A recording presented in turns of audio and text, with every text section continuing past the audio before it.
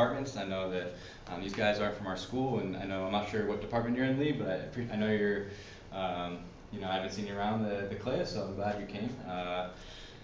Realize it's a busy Friday, so definitely appreciate that. And so yeah, I'll be giving a talk today on the global brain, and I'm calling it From Theory to Action, and how we can leverage the global brain to actually create change in the world and kind of create the changes that we want to see. And so this is a little bit about me, first of all. So my name is Forrest Rosenblum, and I went to school. I did undergraduate studies at Boston University, where I studied cultural anthropology and philosophy. And after that, I moved out to the San Francisco Bay Area, where I've been working for 2 years after graduation, just for a tech startup in an operations role. Not in academia, but definitely following along with these ideas I kind of got introduced to and got interested in college.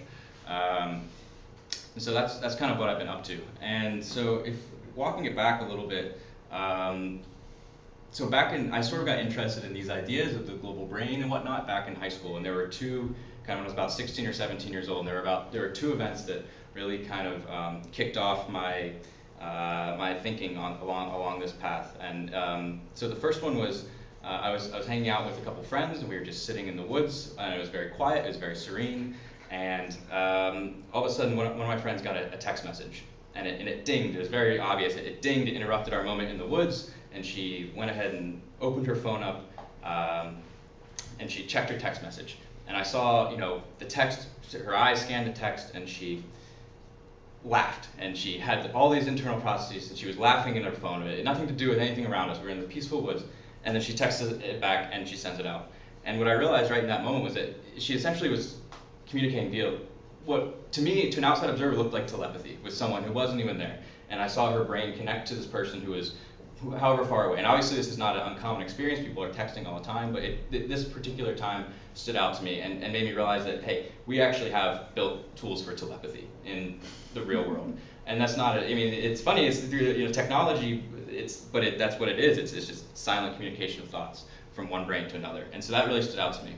Then the other time I was sitting in my room and I was having all sorts of thoughts, and I was realizing that I was having trouble, you know, writing was not a fast enough medium for me to be laying down my thoughts. And I really wanted just a way to kind of translate my thoughts directly to paper or the computer or whatever kind of, you know, way I could outlet them just straight out. And I realized, well, that should be possible.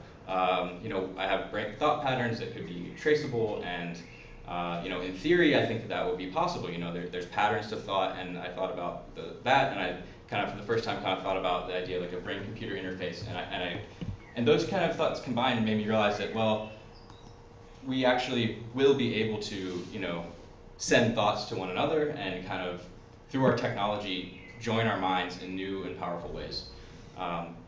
And so, as I was in high school and college, I became very, very excited by technology. I realized, you know, I kept going down this rabbit hole, and I was realizing this is actually, well, we're joining with one another. Our minds are in this process of joining together over great distances, and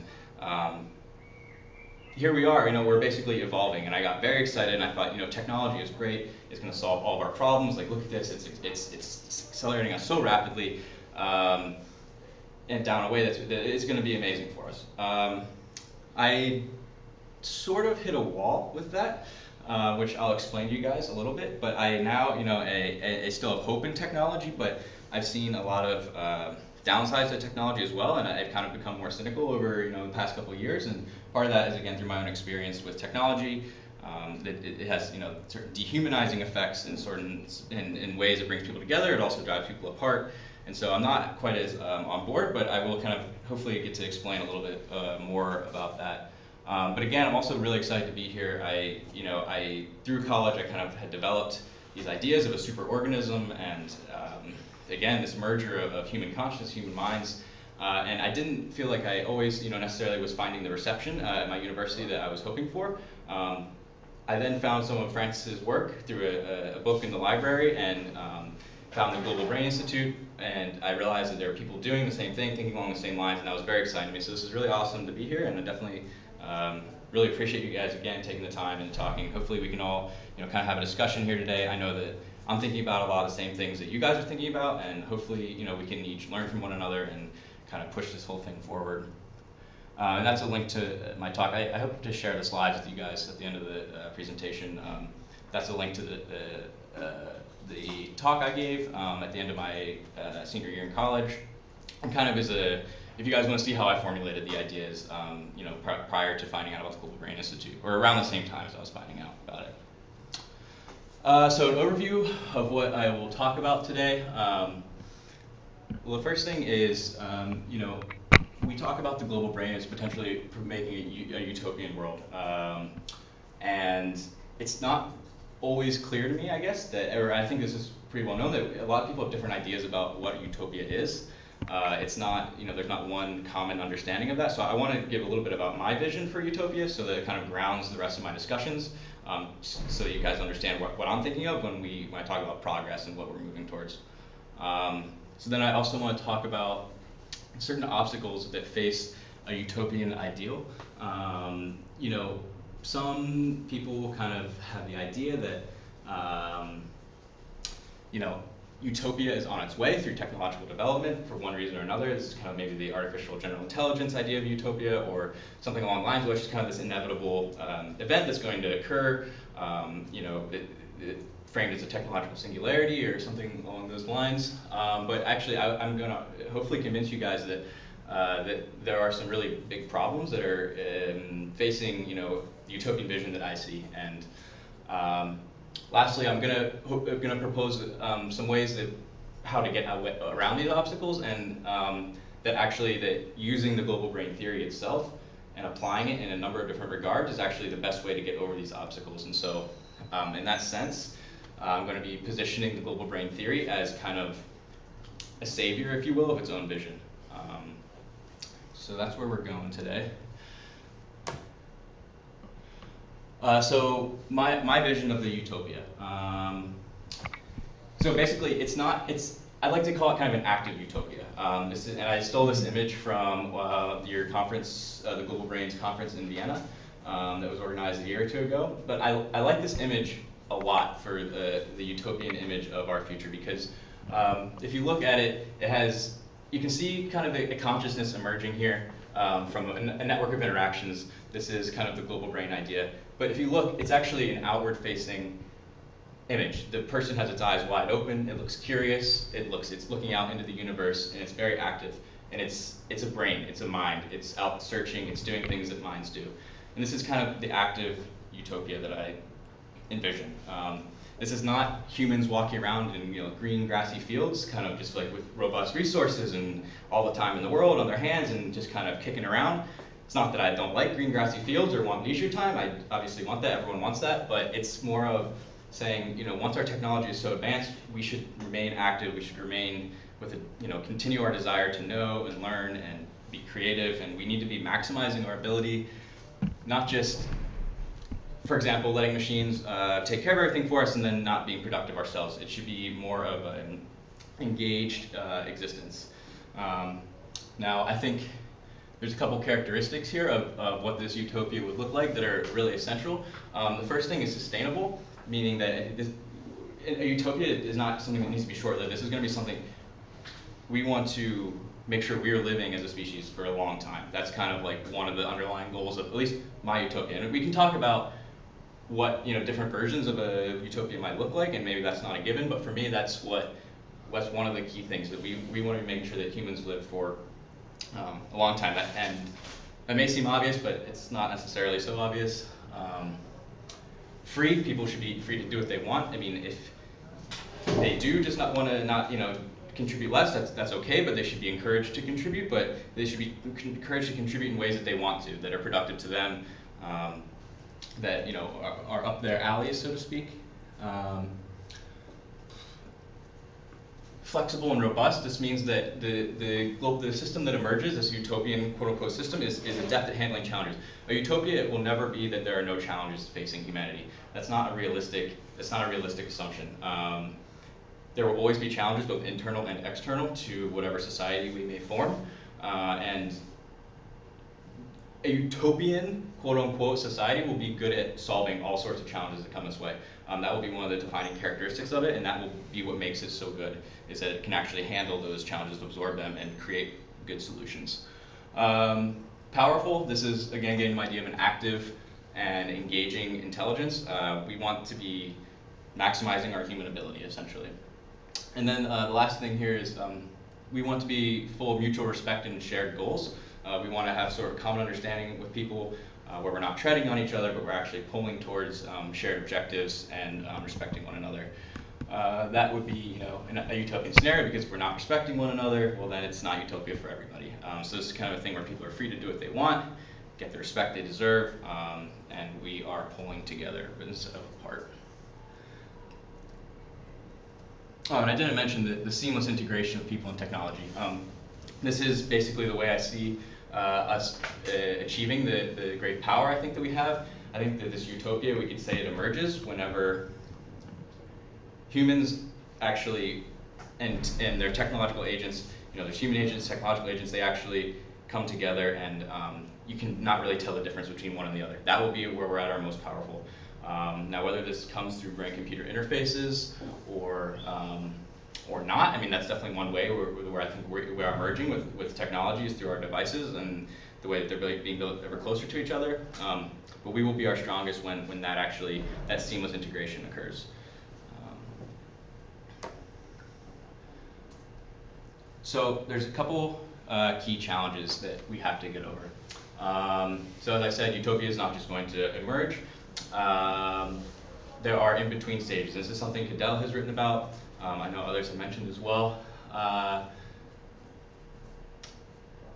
The utopian image is here. There's a curve, an exponential curve that many of you are familiar with, often termed as singularity, at this point where we reach utopia in theory. We are not at that point. We are somewhere here along the curve. And so the technological curve, you know, if you think about like traditional, like widely accepted graph of human progress is like this. You know, like I was just showing, maybe you're here. The utopian singularity maybe is somewhere here. This is a curve that looks really smooth. This is often provided by technologists to represent the steady growth advancing technology. That's not necessarily wrong, but when you're talking about advancing human society, it's not really about this. It's not such a smooth curve. You know, we maybe are following technological progress, but maybe there's ups and downs, and maybe it's not quite as smooth. You see, it's maybe where there are setbacks. There may be, this is obviously very crude, but the idea is that it's not such a smooth trajectory upward to a potential utopian state. There are lots of hurdles here that we as people have to overcome in order to continue on this curve upward. So if we're here, you can see it's a bumpy ride to the top. So there are these in-between stages that we have to get through before we can actually get to a technological singularity or a utopian state. Two of the biggest challenges are technological and political challenges. Technological, I'm not going to talk as much about today, but it should just be mentioned that those are there. It's not like technology also doesn't have challenges. I mean, there are countless researchers doing amazing work getting over technological hurdles to continue the slope of this line. Whether that's developing new devices or new interfaces or just new technological systems, that's all very important, and that shouldn't be taken for granted that those are challenges that there are challenges there that we've not yet conquered. But what I'm going to focus on more today are some of the political challenges that we face, and political and social challenges that we face in getting to the utopian state. And so it's basically the idea that, so we have a global system of resources and information flows, but we don't have a good way of controlling those or kind of organizing those or coordinating those. We do need that if we're going to have a stable, kind of effective global system. And and Cadell has written about this extensively, that we actually do need a kind of a new way of thinking about how we want to govern.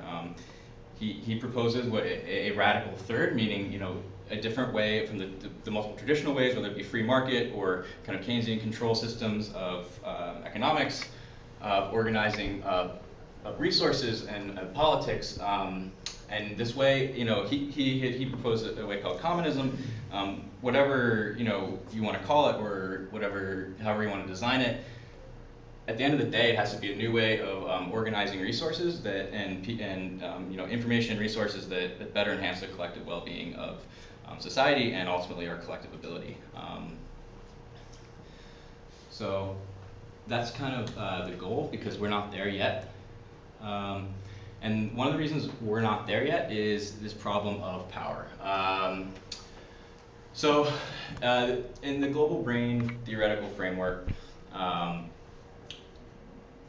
the utopian state is considered an attractor state that we are being pulled towards socially through the process of self-organization, and self-organization being, the forming of connections that are useful and the reinforcement of connections that are useful, and kind of the freedom of a network to form these associations kind of on its own, and to therefore grow to be robust and distributed and all the things that we would want in a utopian state, to kind of most efficiently and effectively coordinate resources and information to collectively be as powerful as possible.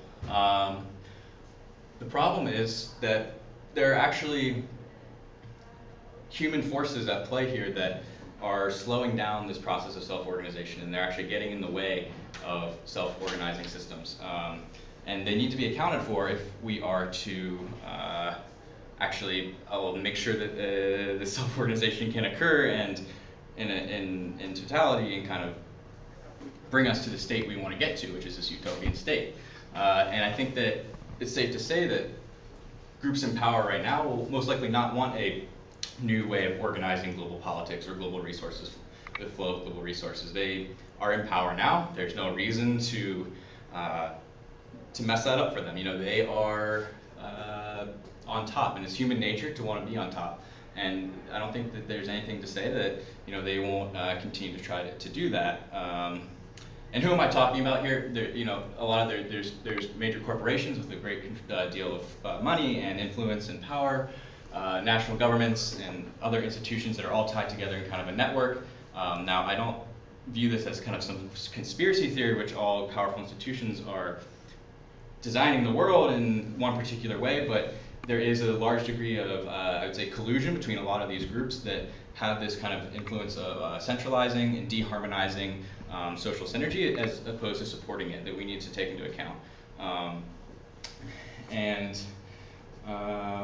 Now, this also isn't to say that all corporations or governments do this the same way. It's always, of course, different. There's a spectrum to the degree, of which they interfere with self-organization or kind of detract from social harmony. You can think of, at the worst end of the spectrum, a authoritarian government, such as a North Korea that is, restricts its citizens to its, national boundaries. Or maybe at the forward end of the spectrum, you could think of somewhere like Belgium or Denmark, or somewhere with more of a social democracy, kind of more open, more free type society. Now, those are just examples, and obviously it's more, each society is more complicated than I just painted it, but I think it should be denoted that it's not all these institutions are the same by any means. So how exactly are these organizations negatively affecting these self-organizations? So we should be thinking about all of this in terms of networks. And basically, they have, because of the power they have, the organizations, the types of organizations I just mentioned, they have a large degree of control over the actual shapes of the networks of the human networks. And when I'm talking about networks, I'm talking about networks of communication between people and also resource flows. And they actually have a great deal of power in shaping these and defining the fields upon which these networks occur, and ultimately limiting the self-organization, or in many cases limiting the self-organization. And so there's a couple main ways that they do this. And so one of the ways is they define the channels through which connections may or may not form. And so examples of this are the creation of borders, process of othering. In the United States, I'm not sure if you're familiar with the net neutrality fight. The allowance of paid advertisements on Google search results, that sort of thing. And I'm going to just like draw for you here kind of how this works and how this plays out on a network. Let's see.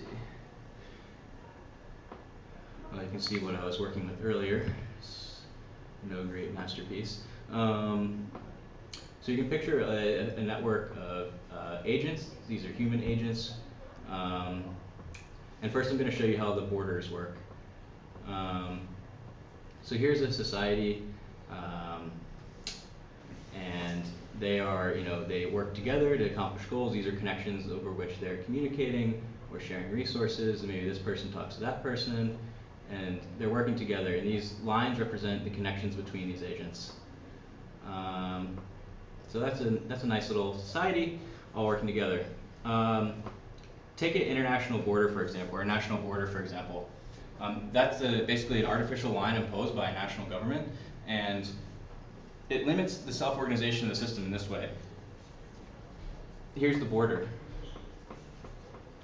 And on the other side is a different group of people, and they have their own flows. Whatever. Doesn't matter how it's arranged right now, and they have their own society kind of.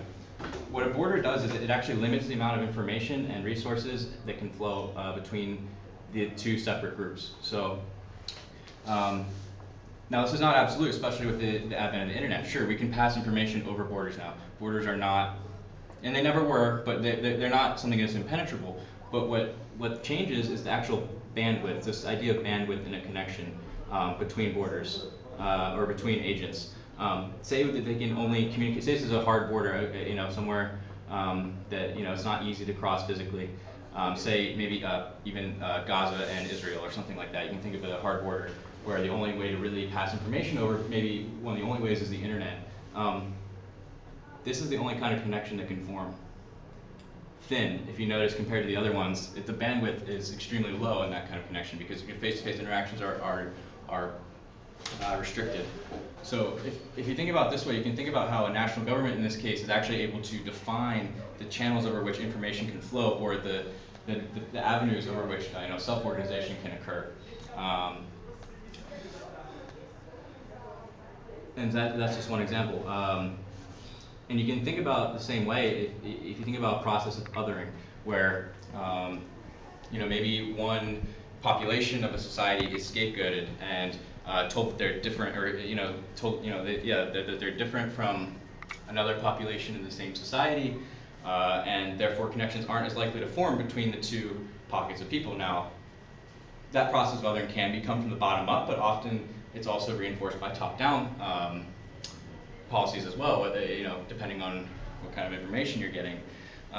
Net neutrality is the same way. It makes sure that the bandwidth of interactions for some is going to be stronger than others, and it restricts the way that the networks can actually form. And this is true. And these organizations restrict certain networks information, people, and resources. They keep certain flows from happening because they have the power. They can do that, and they basically define the space over which these networks can form and operate.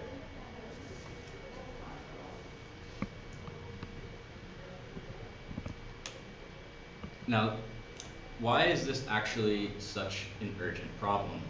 Because I think in global brain theory, partially there's an understanding that, well, yes, there are these counteracting forces that are maybe restricting the way that networks can form to a degree, but over time, the process of self-organization will kind of take care of that itself and kind of overcome these counteracting forces and regulate to become a more distributed, more effective network, essentially. But there are two scenarios that I want to mention, I want to bring up, that I think make this actually a very urgent problem. That this is a time-sensitive problem. This isn't just something that we can hope or believe that a process like self-organization is going to take care of on its own. And I call these kind of like the first. There's two scenarios. The first is kind of a hard scenario, and the second is a soft scenario. They're both dangerous. And the first, the possibility of a closed system in which basically groups in power are able to define the network to such a degree that that's all there is. And there's kind of two examples of this I can give if it doesn't seem to make sense off the bat. And the first is kind of the Big Brother scenario of 1984. Everyone most people I'm sure have read that book. They know in effect where the centralized powers are so aware of what people are thinking and doing that any time that there's a deviation from the order that they are looking for, that they're desiring, it's corrected. And that is something that is really possible, especially with the advent of brain-computer interfaces or our cell phones that are on us all the time, and the combination of those factors with governmental organizations. I'm from the United States, so I'm very aware of this. It may be different here in Europe a little bit, but like for example, the NSA has access to pretty much all of our information, as do the major telecom companies that control those devices. And so, in theory, it is very possible that a group that has access to all that could, in fact, use those technologies and apply it to kind of create the order they want to see. And I'm not saying it's going to happen. I don't want to be alarmist about it, but in theory it's possible, and something we have to consider, especially when it's been talked about how the technologies, advanced technology, is going to give humanity the power of omniscience, omnipotence, those sort of things. Well, what happens if those technologies are in the hands of centralized powers? Think about a omniscient government that has, can see what's going on everywhere around it in its society, similar to like what we have today, which will probably get worse advancing technology, but that are armed to the teeth with drones and that kind of thing. This essentially is possible of creating an unbreakable system that restricts society in the ways it wants. This is the hard problem. This is the extreme example. That system I don't think would last, but I don't think it would end up good either. I think that no matter which way you take it, that system is not going to be good for humanity. It's not desirable. Have you seen the brain-machine interface experiments with rats, where they have brain-machine interfaces in rats' brains, and that you can literally control the rats like with a video game controller? I've not, but I believe it. And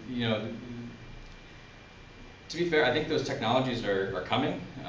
Whether or not people adopt them, look, we've adopted everything that they've put out so far. I don't really see people pushing. I mean, there will be pushback, but it seems likely that it could be ubiquitous in some years. And that really raises the question of if there are still centralized power centers with access to the information that you're feeding into the system from your brain, that could be used really negatively against us. So.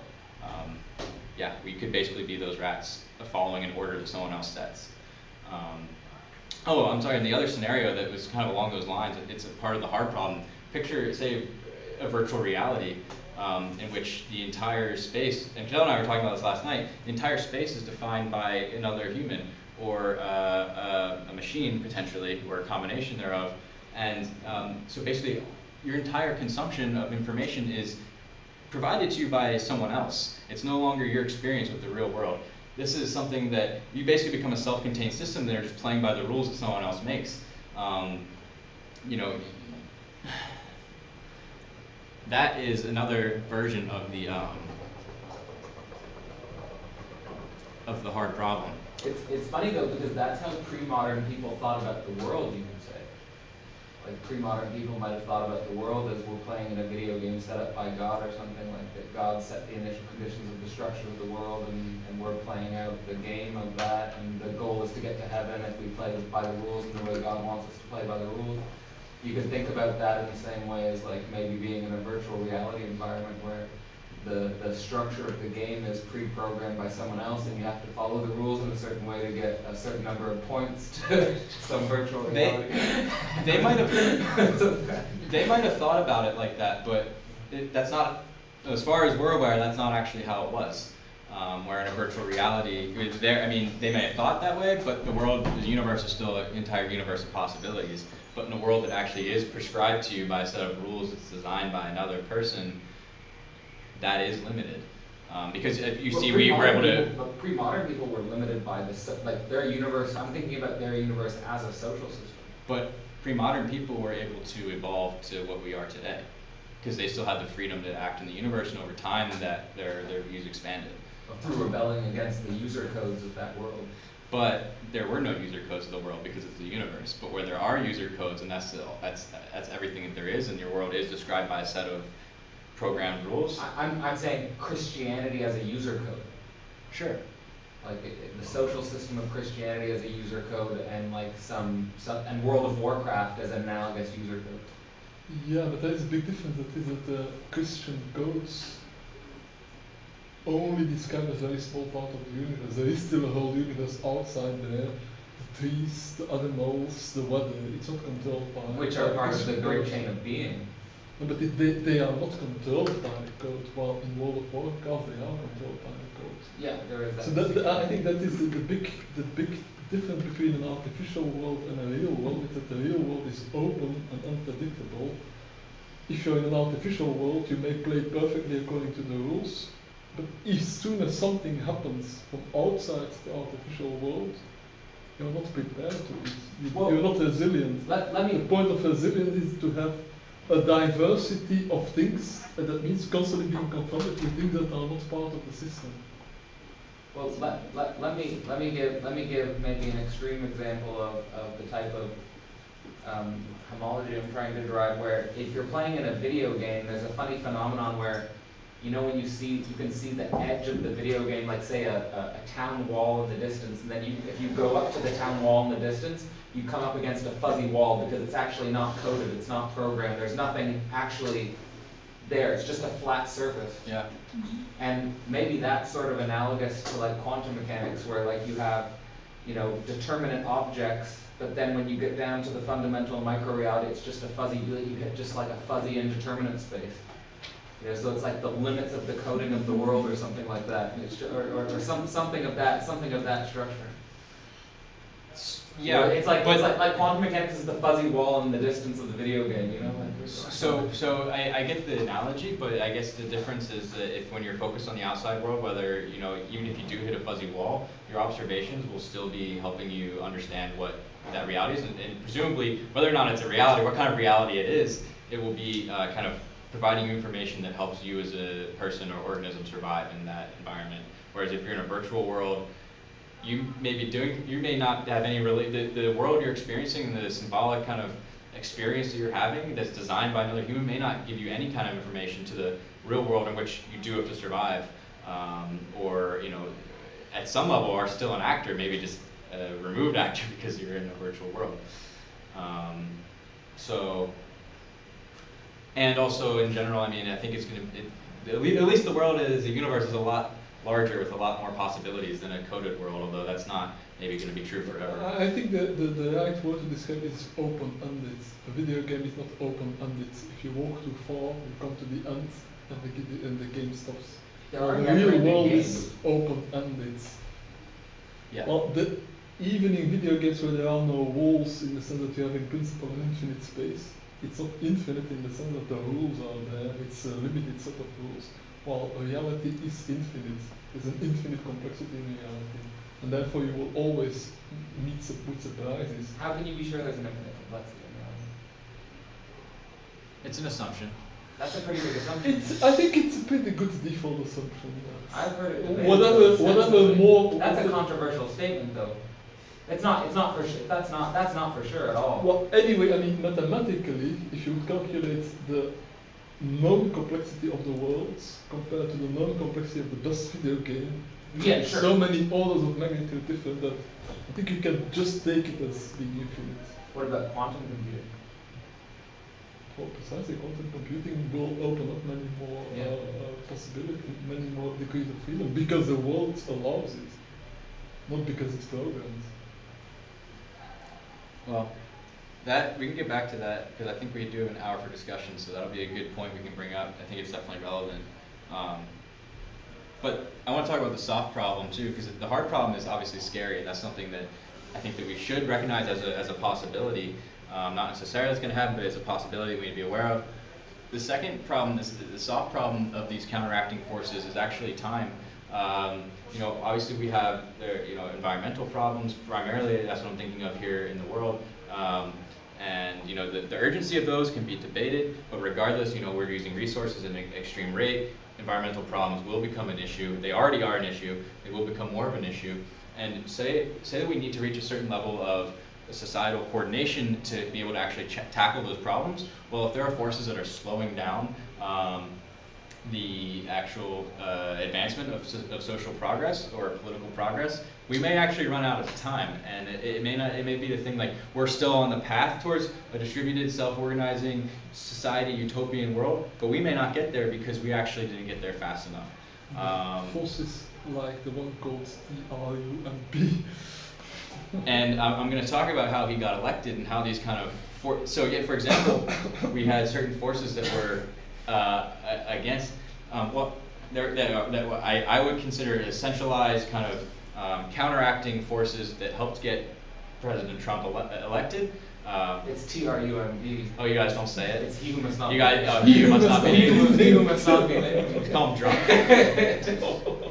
Well, I'm sorry for that. No. Apologize to all of you guys here in the other continents. I just wanted the full sound more scientific. Yeah, well, I mean, no. TRUMP, as you guys know, pulled the United States out of the Paris Accords. Now, maybe that's largely symbolic action. You can debate how much effect that will actually have on environmentalism. Maybe not that much, maybe a lot, we don't know yet. But the reality is that it's a step backwards. No matter which way you slice it, no matter how big of a step backwards, it's a step backwards. And that, enough of those little steps backwards could actually prove fatal to us. So we need to be aware that, you know, it's not just this mega scenario of Big Brother that is dangerous to us, but actually little steps along the way that could hold us back and kind of keep us from reaching a utopian state or kind of reaching our meta system transition, as it's been called, in time to actually live sustainably on Earth. Again, like, well, then, would you agree with Noam Chomsky? Because Noam Chomsky said that the Republican Party he's got a lot of heat from this. Noam Chomsky said that the contemporary Republican Party is the most dangerous party in human history. I usually find myself agreeing with Noam Chomsky on most things. The Republican Party is dangerous. The Democratic Party is dangerous, but the Republicans are particularly dangerous. Is more dangerous. I'm sorry? Is the Republican more dangerous? Yeah. Oh yeah. I mean, I don't always have faith that the Democratic Party is actually trying to counter them as much as they might position themselves. And so in that sense, the Democratic Party is just as dangerous. But in terms of like platform, at surface value, yeah, certainly I think the Republican Party is far more dangerous, both from their environmental stances as well as the war stances on war and weapons manufacture and surveillance and net neutrality and I mean the list goes on and on. Well, Dante said there were levels to hell. Yeah, certainly. There's levels to evil. That's right.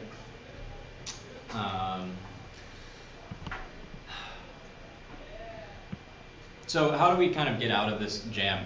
Assuming that this is a jam, I think it's a jam. I think these are real forces that are slowing us down. It's not just going to be that these groups in power give up power, just like, oh, they say, oh, well, you know what, you're right, our power is actually counterintuitive, it's actually countering this great process of evolution. We're going to work with you to give it up really easily, and we're going to form a new system. That's not likely. And so basically what's going to happen is that technology alone can't save us. I just showed, hopefully it convinced you guys that technology in the hands of people who are very powerful and have potentially selfish interests at heart can be extremely dangerous. Advanced technology is not going to save us on our own. It's going to be basically a people effort, a activation of social energy that's actually going to help reform those same institutions that are right now causing us problems and have the potential to cause us even greater problems. So one way, well, so I'm just going to go here really quick. So how do we get out of the problem? What kind of social movement do we need? The global brain is actually, I think, the fundamental and most important kind of theory that we need to actually get ourselves out of this situation. From my perspective, and I assume some of you guys, I don't know about everyone, the global brain idea, the idea that humanity is a superorganism that is forming an external cognitive network between brains, I think is the reality of the human species, and I think that that argument's been made. And as such, it should be the basis of any organization that is trying to affect any kind of social change in the world, whether it be an economic organization or a social organization or a political organization. If it's not at some point acknowledged as the reality of humanity, then those organizations, to a degree, are going to be misguided in their efforts, because it doesn't carry with it the understanding of what we actually are on the planet and what we're doing and what we're going towards.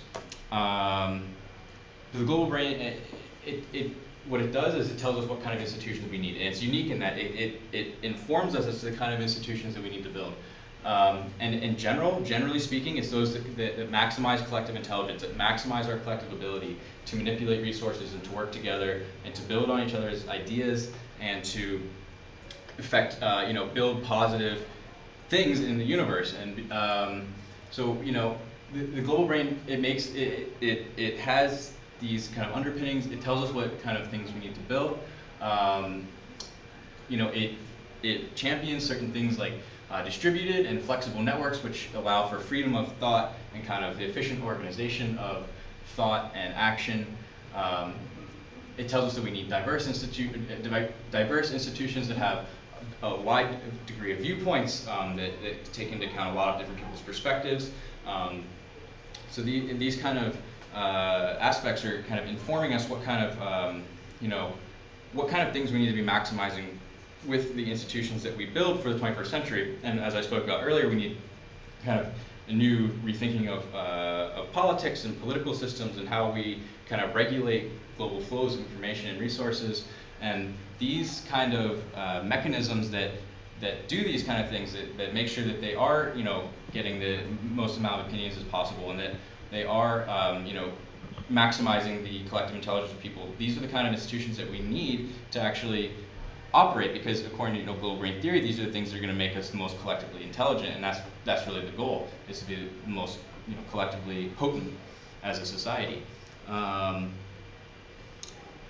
And it's not just that we can start to think of what kind of mechanisms that we want to build from the global brain theory, but it's also that we are told kind of a new system of values that from which to found institutions from the global brain theory. It's really a social theory, right? That says we are part of the same organism at the end of the day, and we're pulling towards the same goals. This is a new way to frame collectivity, and this is really it. I mean, from this, I'm not sure that this has been established in a lot of social fields, that this is our reality as a species on Earth, but it should be. And basically, it's a chance to redefine the social contract. So you can say, like, how do I relate to the society at large? What do I owe the society? What does the society owe me? Well, all this can kind of be redefined through a global brain framework, and this is a potential for actually to redefine certain laws or government organizations or social norms and social understandings. For example, when I think about this as being a foundation for law, we're talking about maximizing collective intelligence. Well, I'm going to skip ahead really quickly here, just because this is well, you can see what it is. It's a ranking of election coverage in the United States.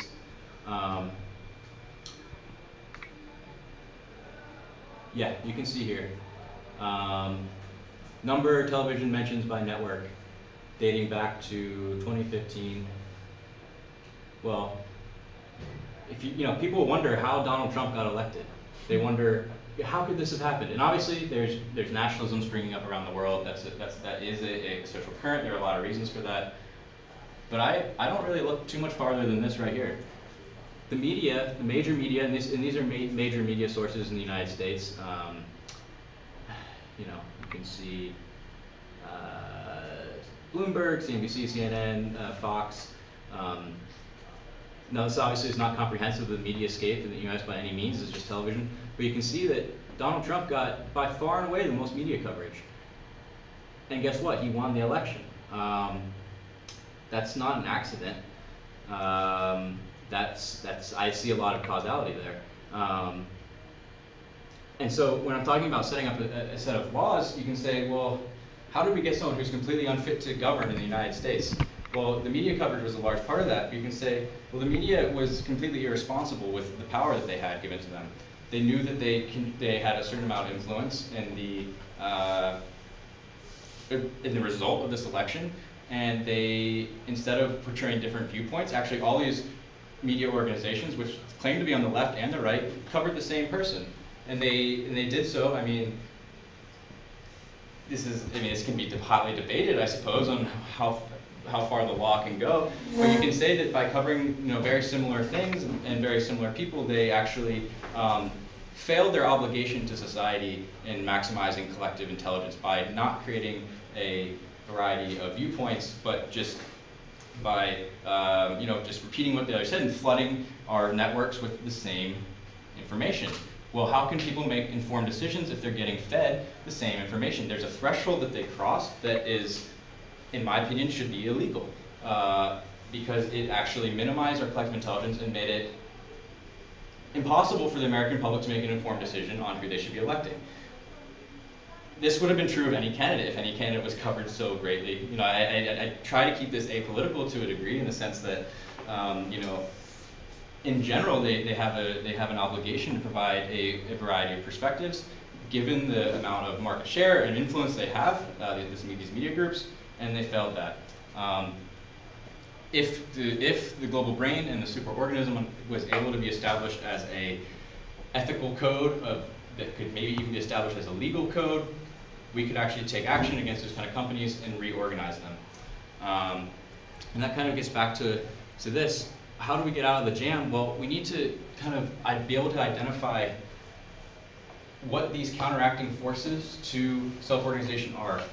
We need to be able to build profiles of them. We need to understand how they work and how exactly they limit our network's abilities to form efficiently. Like I showed you earlier, with the example of national borders, well, we can identify, we can understand that the imposition of borders often has a negative effect on our ability to organize across those borders. And so that would be kind of one example of a thing that we could identify and maybe try to reorganize.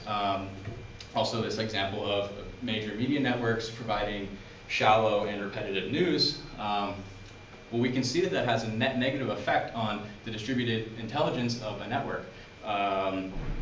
We should be able to identify, build those profiles of a variety of things that actually are detracting from our overall distributed intelligence and our ability to self-organize, and then work, once we are able to identify them in real-life networks, build ways to either reorganize them, replace them, or dismantle them. I mean, dismantling doesn't have a positive connotation.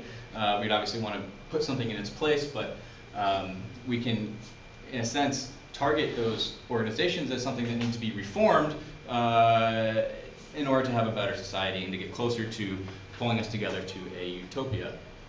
Now, you may have noticed I focused a lot on the media as kind of a target of my criticism and also inquiry. The reason being, as people as Fidel and Marta and others have said, it's symbolic sociocultural information that actually creates the superorganism, and that's kind of what and it will continue to be the creating factor in our society. It's information first that organized society. You can see that in the election, for example. The media companies show Trump. Trump is elected. That has real policy effects in the social organization of the United States and world. So, the media and these information pathways that I focused on are kind of the ground zero for establishing a new, social organization or what have you. So that very important. I just kind of wanted to stress that and why I'm focusing so much on, the idea of media and information sharing. But it's not just information that networks of information that need to be examined here. Networks of information are useless unless they're tied to a point of action. So basically, there are centers that our networks of information are tied to that have the ability to create change in the world. And I'm going to try to explain this. If you think about our hands as inherent centers of action that are tied to each person, they have the ability to take thoughts and make change in the world. They're like the most basic, fundamental unit of action, center of action in a network. But you can think of, any kind of decision-making body, essentially, that has authority to make change in the world. Say a government organization that has the ability to grant permits to do construction on a certain amount of land, that is an action center. A network of information of distributed kind of thought and collectivity is useless unless you can tie those networks of information to actually decision-making action centers in the world.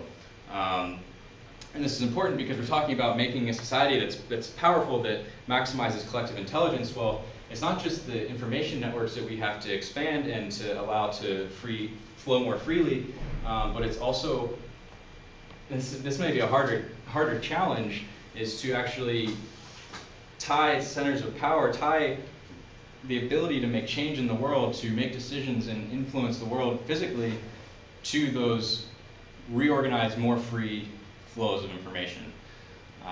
We can talk about that if that's not totally clear what I mean by that. We'll talk about that later, but it's important because in order to kind of have that active utopia where we are maximizing the power and potential of society, in general, the way that this has to happen is a couple ways. First of all, it's maximizing the networks of this information exchange in a quantitative sense. I think we're making the assumption that we want to maximize our intelligence, so the most amount of connections that humans can make, among each other and agents is good. That's because that's increasing information sharing. Diversity is good. The maximum diversity of the connections being made is essential. That being, kind of basing off the idea that diversity influences creativity, and creativity is good. Creativity makes us make better decisions and more interesting decisions and accomplish more. We want to maximize the bandwidth of pathways. That means be able to pass the most information as possible across each, I guess you could say, information exchange.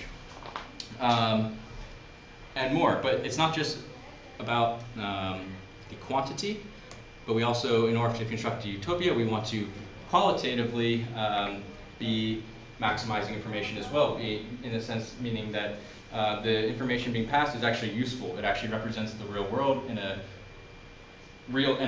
legitimate sense. It's not fake news, for example. It's at least an honest perspective. Whether or not that perspective, how encompassing it is, we need to make sure the information being passed is good. If we have qualitatively and quantitatively maximized networks of information that are tied to locuses of action or loci of action, then that's when we have a utopia, essentially, is when those things are maximized and tied to actually ability to make change in the world. That's kind of the whole picture. So what we need to do is actually to pilot organizations that are inspired by the global brain. We need to actually go out and demonstrate that this idea of distributed intelligence and self-organization is effective. We need to be testing it because this is a real social theory. This is something that we need to be implementing.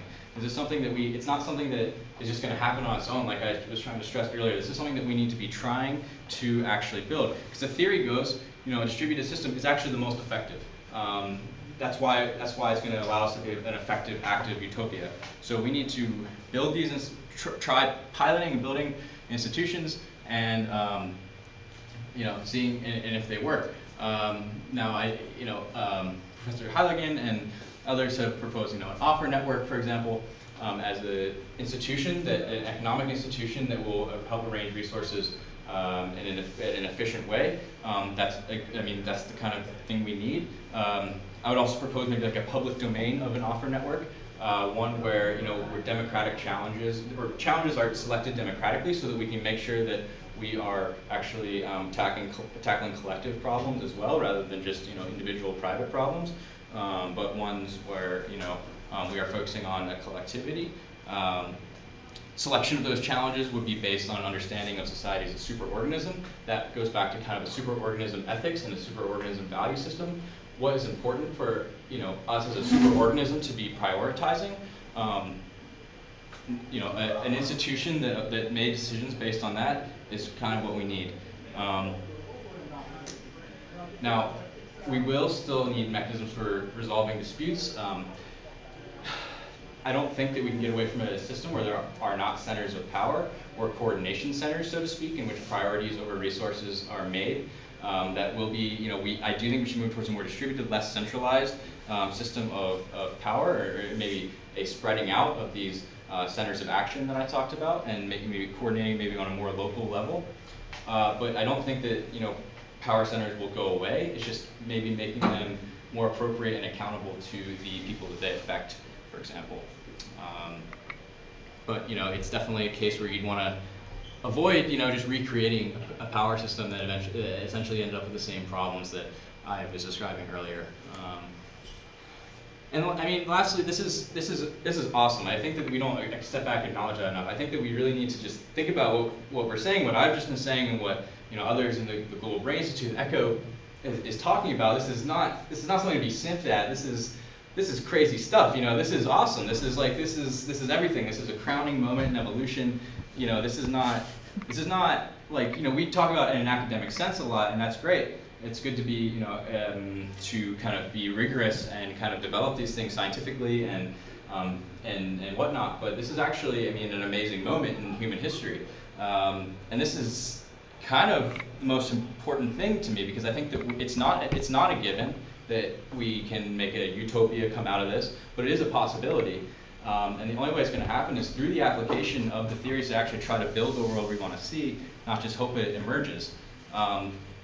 So what we need to do is make the global brain compelling. It needs to be inspiring people. People need to understand it and understand that it's happening, and then let them apply it. Let them run with it. That's the idea of distributed intelligence, right? Let people iterate on it and let people test it and go with it and build institutions and projects that are based off the ideals.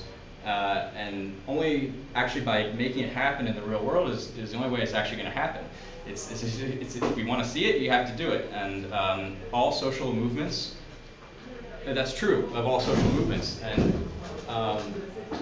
in Professor Heiligen's action ontology, we talk about how we're growing in complexity and we are being taken towards an attractor state of a higher level of organization, which I think is true. But this level of organization is unique because it's actually contingent on social choices and individuals' choices. It's contingent on human subjectivity actually making the choice to move to that higher level of complexity or new social organization. And every advance in social organization has been can be contributed to the efforts of individuals and social groups struggling and kind of persisting. Some could say still that it's kind of inevitable and that the changes that are happening to us are dictated by outside circumstances. There's an argument for that, but personally we don't really have the option to chance that. This is a critical moment and kind of like where we're at as a global society in terms of how complex, how fast everything is, destructive capabilities of the weapons we've built and the environmental crises that we're facing. We can't really take that chance to just say, oh, well, it'll happen, regardless, just based on outside circumstances. No, we actually have to take this urgently and apply it. So what we need to do is appeal to others to make others understand what's going on so we can actually best apply it. The global brain logically is extremely appealing. I think it has it's very defensible scientifically. I think that'll appeal to people scientifically if you can, to the scientific community or to people who just like to think that way, convince them that that's how it's going, this is how we should be making decisions. And also, if it is efficient and we can prove that it's efficient, then it should appeal to people who also take productivity as their founding concept or whatever, kind of idea that, that social organization should be based around. It should be productive as well. Emotionally, it's amazing. The idea that we're reaching a crowning point in human evolution can be tied to so many different religious traditions to, we need to be thinking about how we can relate it to Islam or Christianity or Judaism or Buddhism or whatever, because it's really incredible. And the thing is, that we need to spread the ideas, which I think we do, and that's really a question for you guys that I want to talk about. And once I'm done, is to what extent do we need to spread the ideas? But I think it's a lot, and we can do this. We can connect it to this religious imagery and stories and make it very compelling to people, and actually get a lot of people on board with it. I think that it's an amazing opportunity to kind of provide a note of commonality between people who may not have a lot in common, to kind of give people a rallying point around to kind of work together. But yeah, and it's not just religious imagery either. You can relate it to a lot of political movements, whether that be some of the socialist movements or some of these kind of more ideas of collectivity. I think it can kind of subsume some of these previous ideologies and relate to those people as well, with the goal being of generating new activism and inspiring activists and getting people on the same page and generating social energy to actually realize the goals which we have here, we've laid out, which is really a utopian society. I think everyone can get behind that. I think this can not only provide the institutions to realize it, but also have the energy to get people behind it. Yeah, what was your question? And the earlier, EPIC, what does it mean?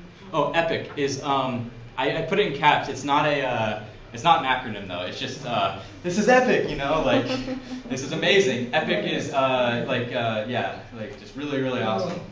Yeah. Worthy of Homer or something. There's an expression in the United States. Yeah.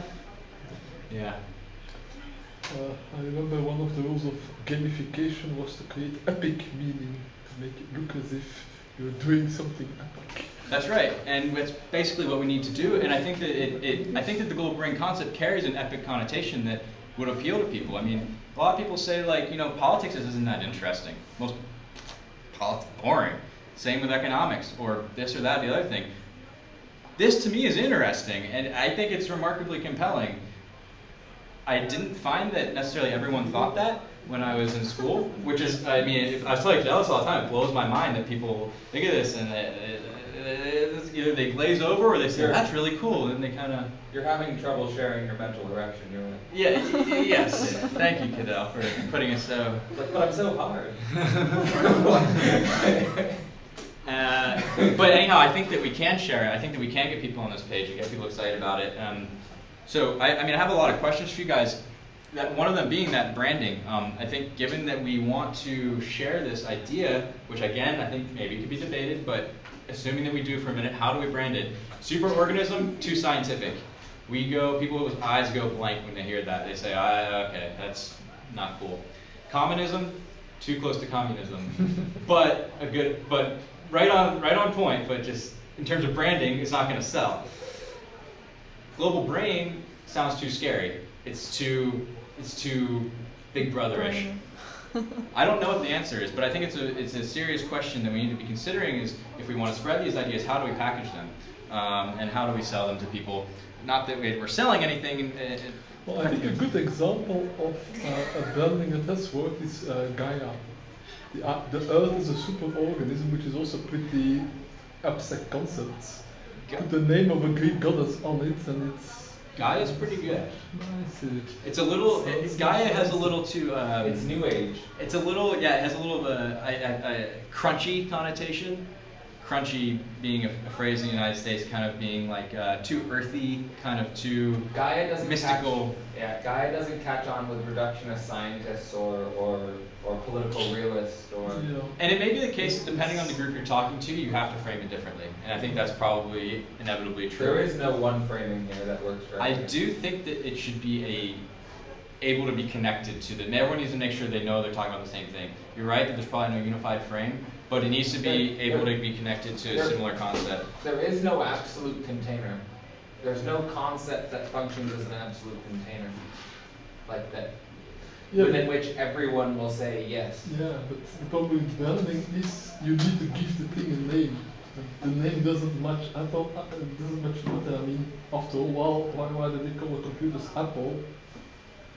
Doesn't matter. At a certain moment, Apple sounded good, so let's call So it hey, Apple. if anyone has any great ideas, fire them out there. You know, maybe it'll catch on. Sometimes you don't know it's going to catch on. Sometimes it's something random people jump onto.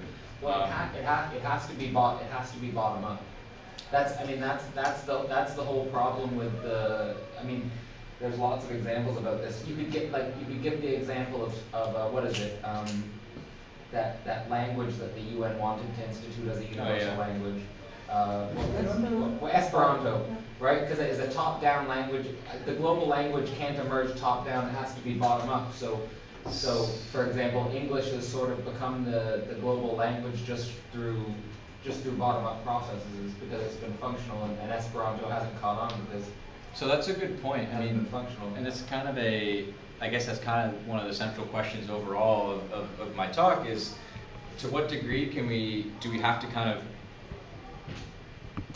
I don't want to say top, because I wouldn't say that people like us are necessarily on the top of society, but a top-down approach in the sense of, you know, do we tell people this is happening, or do we just wait till a global consciousness emerges, or do we actively try to kind of say a global consciousness is emerging, this is kind of its properties? Well, I wanted to talk about just like the logic of approaching it in that way. Like there's a whole bunch of points, like what you said, to make others understand what is going on. Yeah.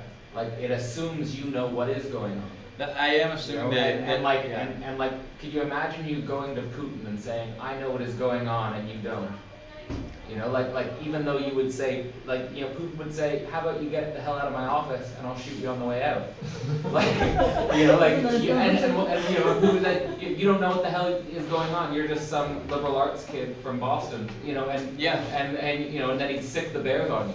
Yeah. You know, so yes, but I don't think. I mean, I would argue that he actually. I mean, I would ask him what his idea of society is. Right. So I'm just saying how. So and how, I think how that this do is you, a how, correct interpretation of it. How do you understand a sphere where there are two absolute points of view that absolutely disagree with each other? I don't think that this point of view necessarily. What's the absolute point of disagreement with the global brain theory? Like, what does this stand in absolute opposition to? Look, I'm saying if it's you and me talking at a coffee shop, yeah, I'm like, you know, Forrest, I totally agree with you. But I'm saying, like, out in the world, like, you know, ISIS totally disagrees with you. Putin totally disagrees with you. Do they? Trump, I don't know if they've ever heard these ideas. Maybe not. ISIS probably.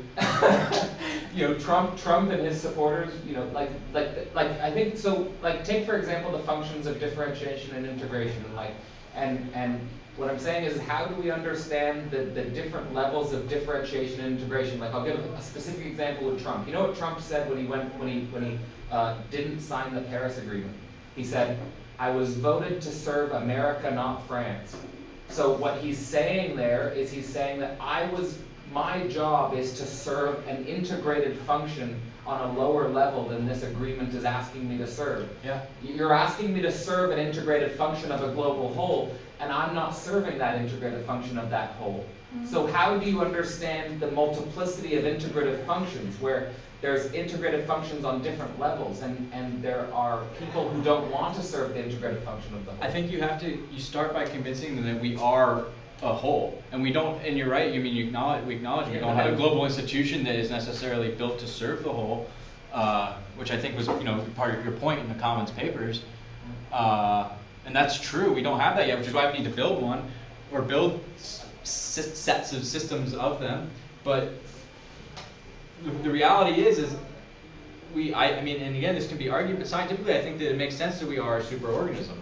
I agree with you. And so, based on a scientific reality, then the phrase "I'm serving a certain country" no longer makes sense, and that should not be the way we're thinking, and that shouldn't be the way the President of the United States is thinking. Look, I agree with you. Could you go to the slide about the ought and the is? Because you were talking about scientific reality when you're saying the is and the should. Can you go to the is and the is and the should? So scientific reality is the is, but you can't derive an ought from an is. So you just Why because not? something. it's the old Humean axiom and the division between science and morality, that you can't, just because you say something is something, like it's like with the global warming problem and the data scientists, like the environmental scientists, the data scientists, they have all the data they need. They're saying this is the reality, but that doesn't move anyone. It doesn't. They can't translate it into a we should do this. Well, they can translate it into we should do this, but it doesn't necessarily happen. That's precisely what I'm saying. Well, we can go from is to should. We just can't necessarily. It just doesn't go from is to is necessarily. No, what he's saying here is not so much because it is we should act in this way. What he says, because it is assuming that it is a reality, we better base whatever we want to do on that model and not on some other model that has been proven not to be as good. And I agree. Yeah. I agree. No, but of course I'm we know that there's- some will not agree. There's lots of others who. But how do we? So the question is, how do we get them to agree? Yeah, but that's why you need things like branding. I mean, in the end, it's also a public relations, a marketing thing. You will need to convince other people, and what most convinces other people is first something catchy, second that fits in, that is not incompatible with what they believe, and third that lots of other people are behind it. So if enough people are behind it, the others will just follow suit. Just like enough people are behind the Paris Agreement that even Trump will be put under enormous pressure to go back, or at least to not to make it have very big effect. So yeah, It's, these are not at all trivial things, but they are words. That's what I'm trying to say. trying. I'm not against any. I'm just trying to problematize some of the dimensions. yeah, of it's the problem. absolutely right. I mean, it's not easy to convince people of it, but it's that. Yeah, I mean, basically, like Professor Heiligen said, it's if you can't, you shouldn't be building, if you're not basing it off of what the reality of our species is, then you're off base. And so that would appeal to someone that, for example, with a scientific worldview. If you have a religious worldview, then you connect it to them in a different way. I have an issue with the reality of our species. Okay, so one of my because that means that you're privileging your view of the reality of our That's right. Like Trump's view of reality is part of the reality of our species. Well, I think that that's the difference. I'm not sure he considers the reality of our species. No, but I'm not sure. No, I'm saying an entity that thinks like Trump has to be included in the reality of our species, because people who think like Trump have effects and consequences. Yeah. So you can't just tell him he's wrong and therefore he's not a part of the reality of our species. The reality of our species is inclusive of people who think like ISIS. It's inclusive of people who think like Trump. It's inclusive of the way they think, and they are part of the reality of the species, but the way they think does not not just me, does not objectively reflect a reality of evolution and around us. And so one of my questions is, how can we actually further establish the global brain or the superorganism as a scientific as a defensible scientific reality? Because if that can be done even more effectively than it already has, which I think it's fairly defensible as it is, but it can get better. But if it gets much better and you can get a scientific community on board with it. Look, you're saying exactly what Francis wants you to say, but I'm saying when we were talking about Darwinian reality. Yeah. And Darwinian reality is that which selects.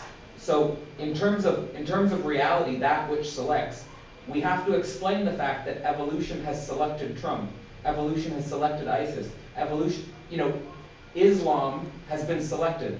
They exist. They're part of reality. They're more real than what you're saying. Islam Chinese nationalists and Islam are more real than us. I wouldn't be so sure about that. It's not because something has been selected in the past that it will survive. There are enough species that die out, and sorry, the Trump is a mastodon. He's going to be extinguished. This is part of why I think it's so urgent. I think you're not wrong. I think it's entirely possible that humans actually aren't ready for this. I think that just because we have a potential to transition to a new state, as I said before, it doesn't necessarily mean it's going to happen. it's actually entirely possible that human nature is not strong enough to overcome its competitive urges to actually get to this point. We're close, actually, and it would be a shame to fail at this point as we're creating a global network and as we're getting kind of closer and closer to a global consciousness and network of harmonious interactions. It would be a real shame to fail at this point, but it's not, inconceivable that we're actually not ready for it, and we can't transition our consciousness to take in the collectivity. I guess my point is we need to, as a recognition of the possibility, as people who recognize the possibility of the emergence of a global consciousness as one potential possibility, need to actually actively influence the way people think to kind of get them on board with this so it works. Look, I could say exactly what you're saying in the mode of an Islamist who thinks that the harmonious whole of the whole planet is the kingdom of Allah. And there are people who would word themselves identically to what the sentence you just said.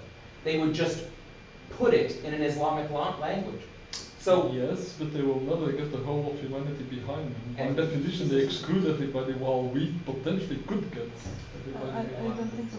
I think that if you approach the problem on the same level, which is building a linguistically coherent set of concepts which attract, they may attract, but they have always a boundary, and the boundary is created by language. Yes. Like when you say this is how it is, there is always grammatical possibility of saying no, it isn't this way.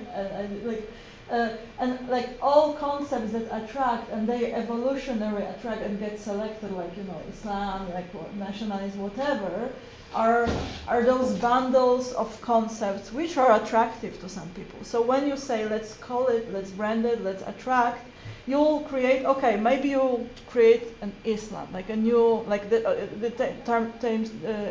terms of size.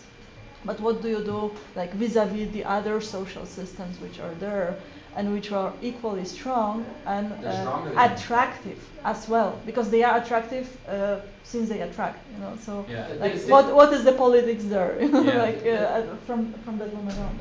I'm with Marta 100%. The distinction I've been trying to interject for a long time now is the distinction between scientific reality and the historical horizon of reality in itself, or scientific reality and the horizon of language in itself. These are different realities. And scientists can't think out of their bubble. And they think that they are deifying reality. Reality is outside.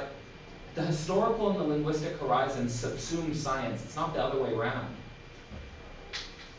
It's not the other way around. There is a competition between worldviews, between cultures, between social systems, whatever. We have seen that, for example, at the moment, the Western worldview is largely dominant. Islamists may fight it.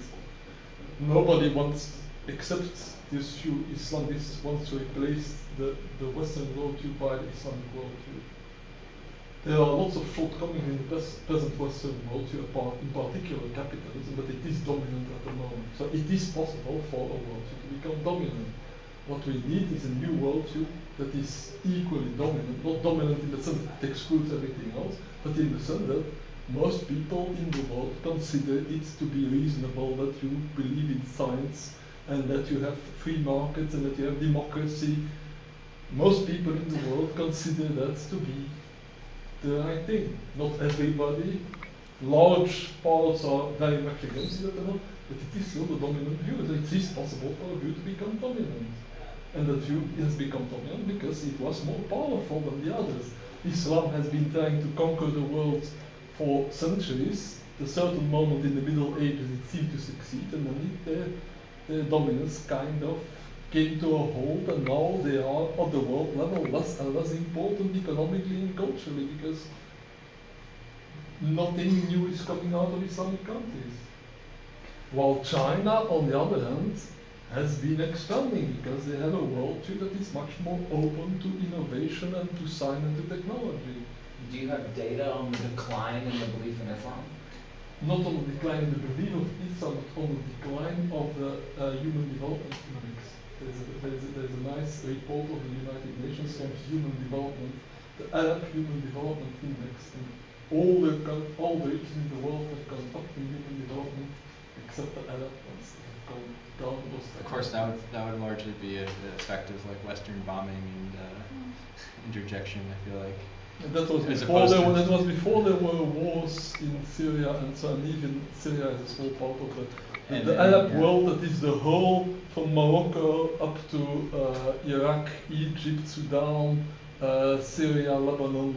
It's a very huge region, and as a whole, they have not come through the progress of all the other regions, including Africa, including Latin America, including Southeast Asia. All of these other regions, they have made enormous gains.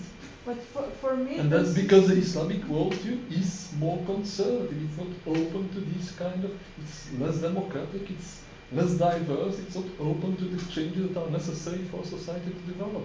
I think we don't even have a basic approach to talk about the reality of the multiplicity of frames of reference. And I don't think we yet have a way of talking about frames of reference in themselves and the geometrical dimensions, if you want, of 7 billion frames of reference. We don't, and we have it, we have. References are much more similar than you might think. I mean, there are lots of things that an Islamic fundamentalist and I will agree about.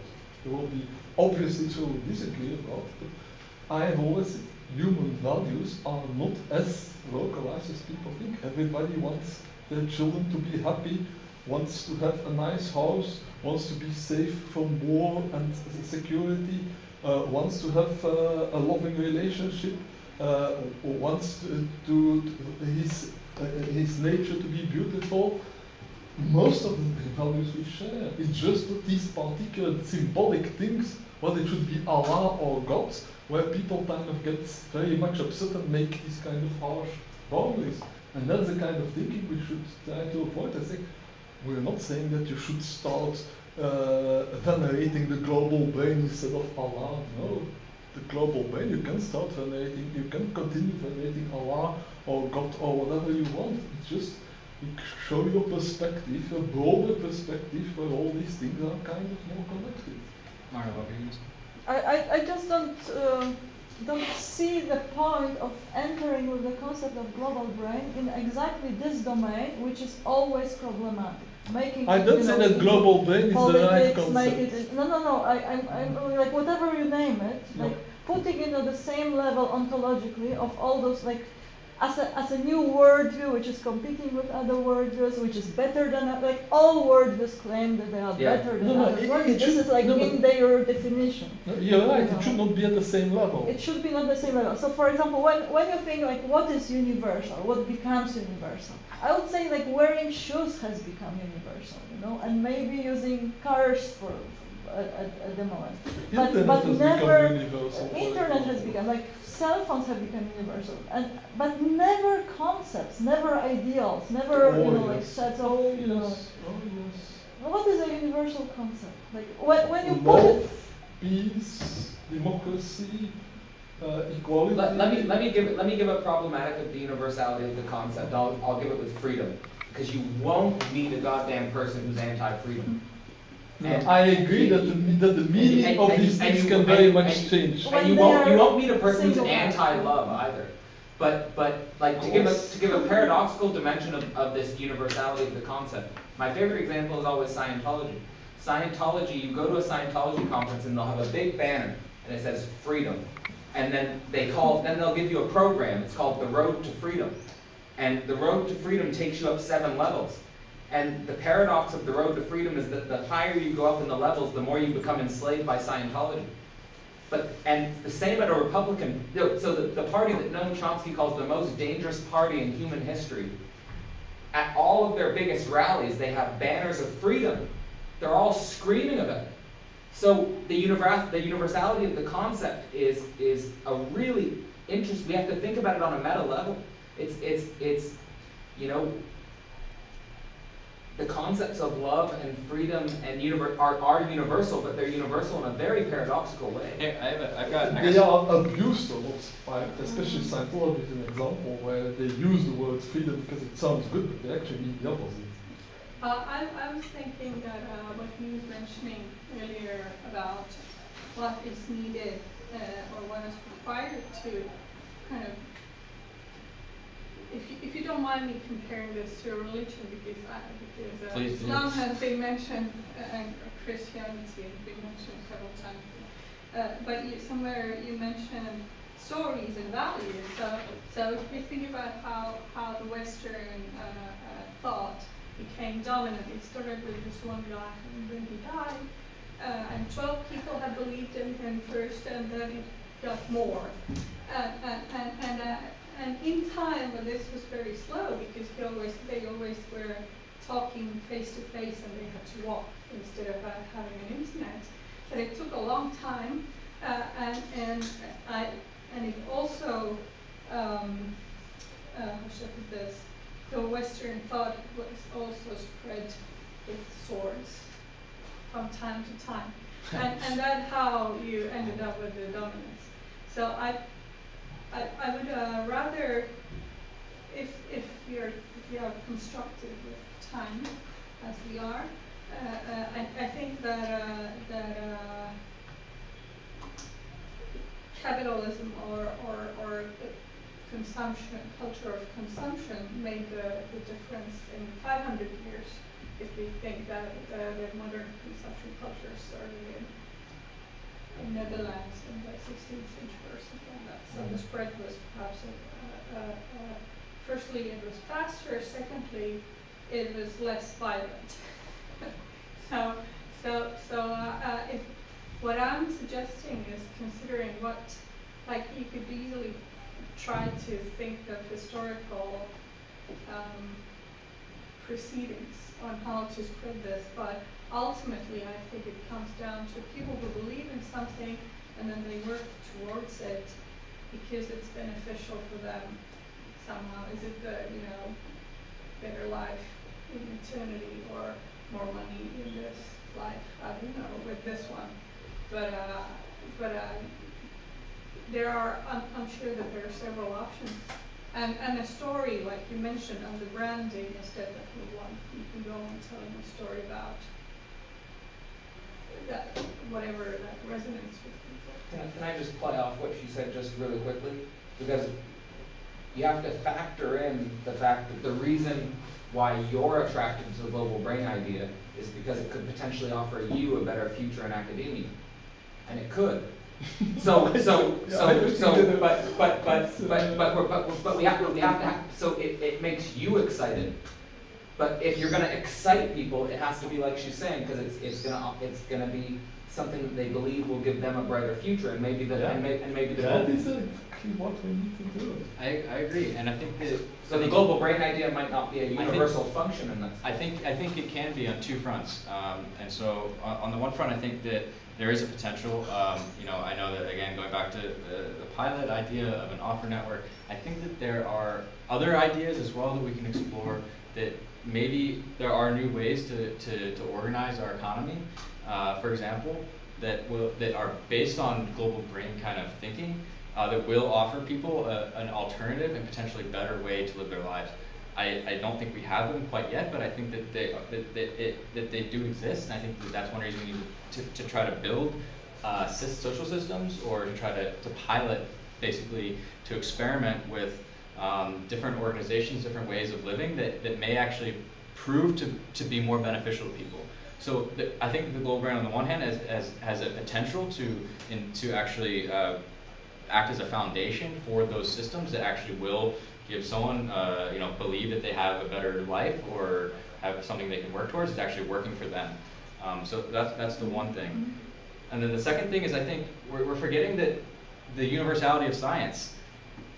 Science is not universal worldview in terms of what's the most important way to view the world, but there is not a single society that hasn't used science to advance its own well-being and acknowledge it.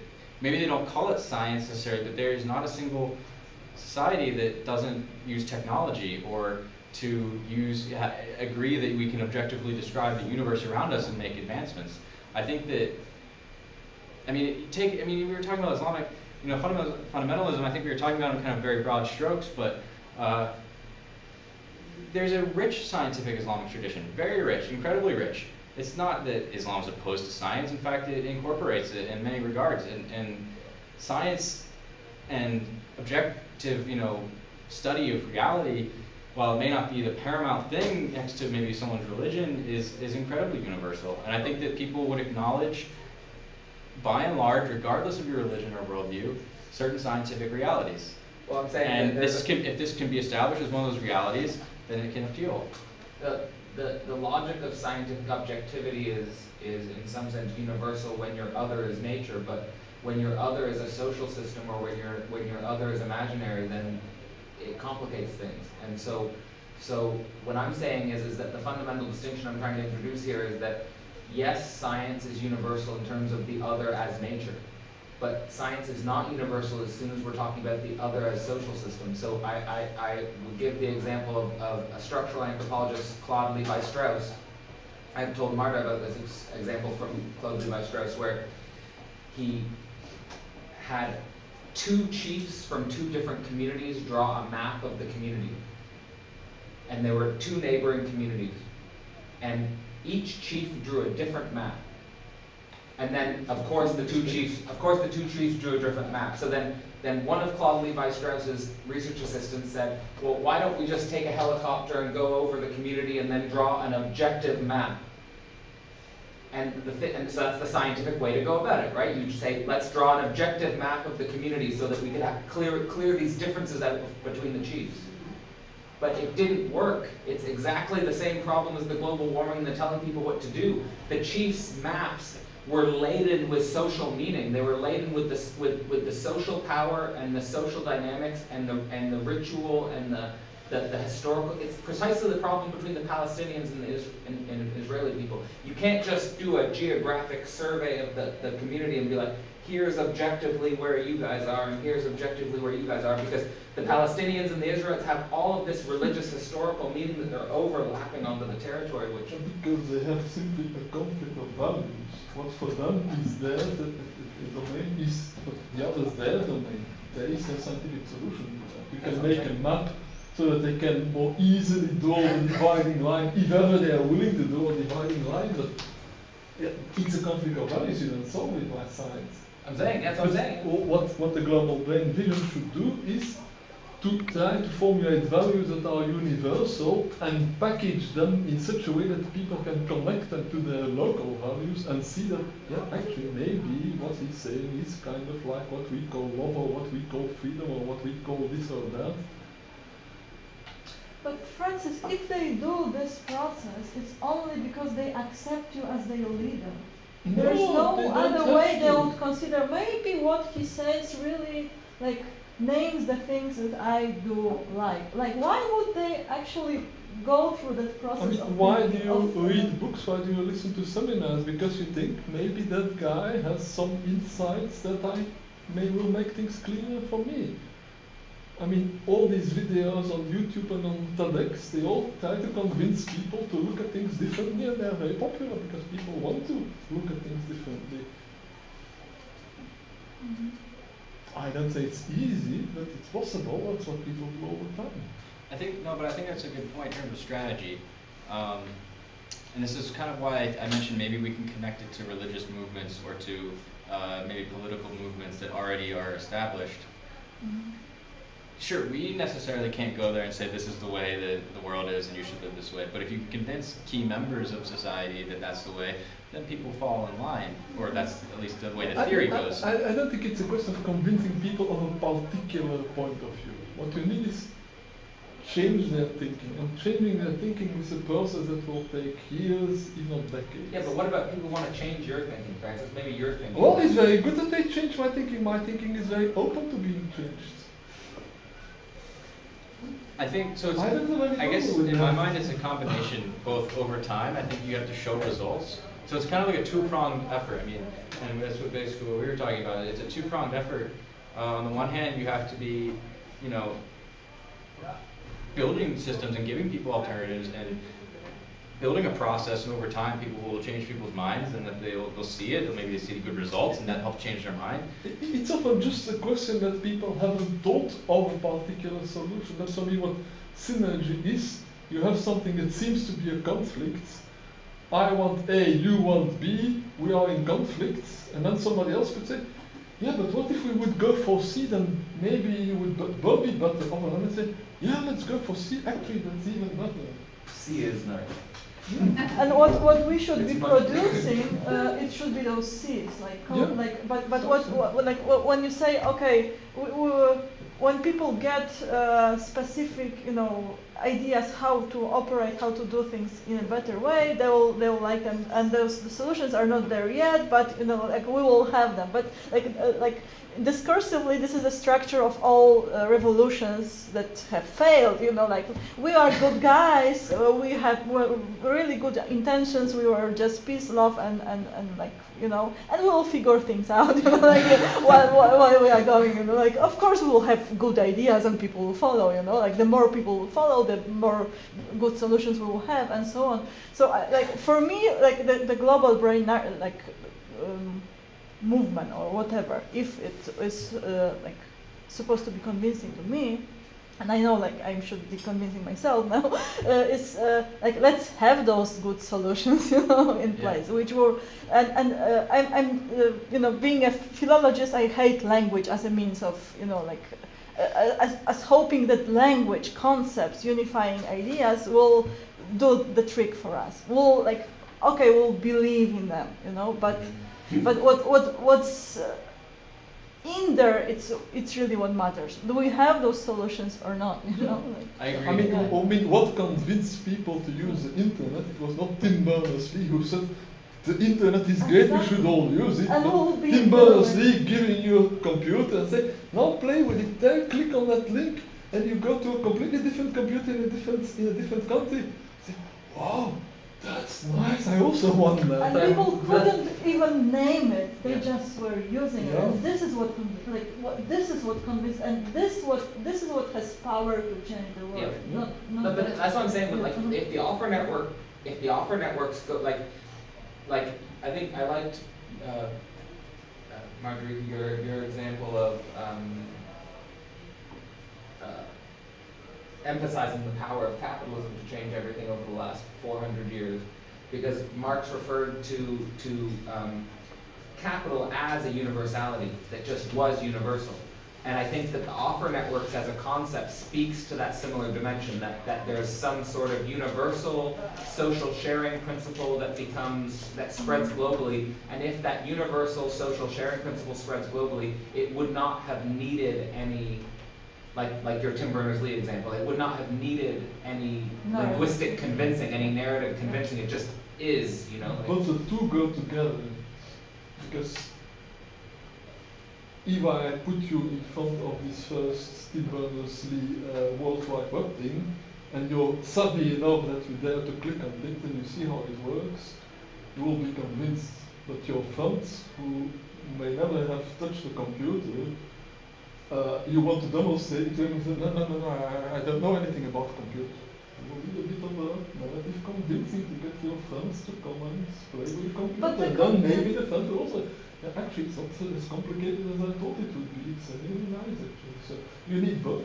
But once you have the thing, the convincing is practical. It doesn't require values, doesn't require like branding. My granddad is it's a good just example. like.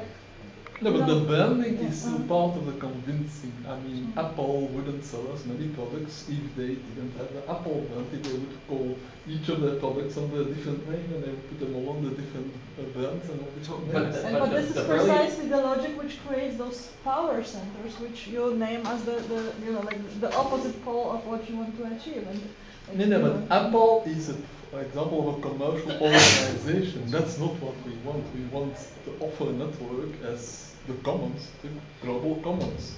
But the global commons still will need a name. So branding is giving it a name that people can easily associate with. That's something worth exploring. That World Wide Web. Suppose that Tim Berners-Lee hadn't called the thing the World Wide Web, but had called it an information system for the linking of data residing on different computers in different regions. Okay, and people would start calling it in a way, and it will like the name. They would convert to names, and maybe they would have different names in different parts of the world, but they would be calling the same phenomenon. Yeah, but it wouldn't have worked as well as it was called the World Wide Web. So I think I agree that in terms of order of importance, I think it's important to start, like you say, but before you have a revolution, you need solutions. I think that makes sense. But I think that again, going back to the two prongs, I think that's a prong, but I think that this other side of maybe like branding or whatever you call it, or kind of active kind of telling people of what's going on or what the theory is behind it is important. It comes in a bit later, but it's important for a couple reasons. A, to maybe spread it. I mean, offer networks are a great idea. We don't necessarily, that's one option we built. First of all, we need to talk to other academics or people, activists or people who actually have ideas for new systems. So it's important, I think, on the one hand, to spread the idea in that sense to people who are open to receiving it and may actually be able to build other institutions based off those values to try them out. So there's an aspect of spreading the idea and packaging the idea to inspire people to also try working in alternative systems. And then going back to the political side, I think it's not going to be easy. Say even if the system is working, say even you have an alternative system of exchange, it's working and people want to use it. Well, that is going to be squashed if it gets too much power. In theory, I think, by really powerful organizations, and I'm sure there are historical examples of that happening. I'm not so sure about it. I always give the example of the World Wide Web. The World Wide Web has made lots of organizations go bankrupt because they had a monopoly on information and they were selling information via a very complicated technical system that you had to take a subscription for that cost thousands of dollars a year. And then the World Wide Web was about making that information free for everybody. That will happen, but those companies couldn't do much to stop it.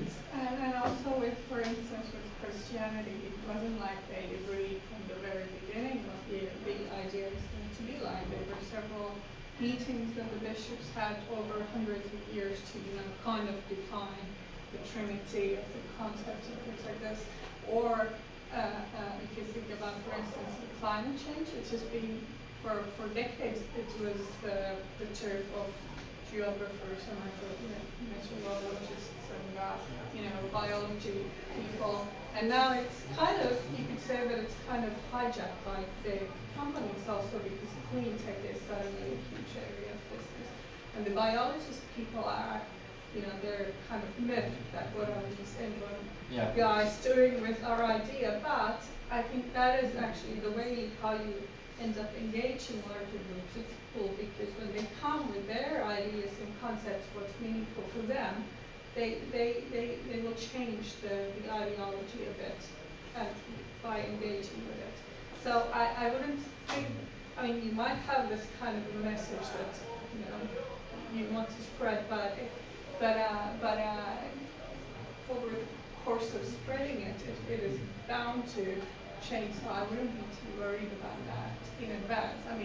You unless you believe that you have the purest message. Well, I think it's not that the message is pure from the start, but I think there's some fundamental things that I'd be worried about in terms of it getting co-opted, namely the reforming of power centers, the very power centers we talked about needing to kind of be reorganized, I suppose. I think that's, any system is going to be prone to that. And I think that this concept of a collectivity could serve basically the explicit spreading and reframing of society as a collectivity could serve to keep people vigilant against those dangers. I think it's almost like establishing like a political platform with it in order to continue to counteract the forces that are endangering our society. I think the biggest force that everybody is not taking sufficiently serious is the force of positive feedback. The fact that the rich get richer, the powerful get more powerful, the popular gets more popular, the intense get more intense. Whenever something is going in this way, it goes exponentially. And that it's a dynamic that's always existed, but it has been accelerated because everything goes faster now, because the friction has been removed, because you can move goods and information and ideas and people much more quickly around the world that has enormously exploded, and that is a danger, that you so quickly can get somebody like Trump suddenly get all the votes, because Trump is mentioned a lot, and because he's mentioned a lot, lots of people pay attention to him, therefore lots of people mention him, therefore even more people hear about him, therefore even more people. And these are the kind of dynamics you were hinting at, that are intrinsic to the media, and there should be some, if not legal, at least some kind of an ethical norm to stop that. Not stopping it, but create some kind of a friction that says, if something is mentioned more than a certain amount, then build something into the system so that other things start getting mentioned. And that is where we need people on board, and I suppose, and that is where we need people thinking about the world in this way, because how are you going to justify, again, maybe a law or maybe less than a law, systems to counteract these forces unless you can show how they're bad.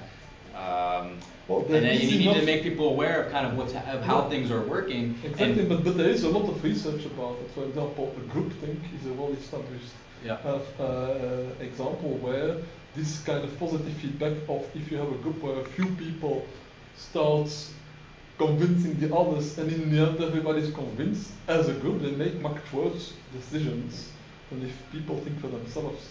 That's one of the first laws of collective intelligence.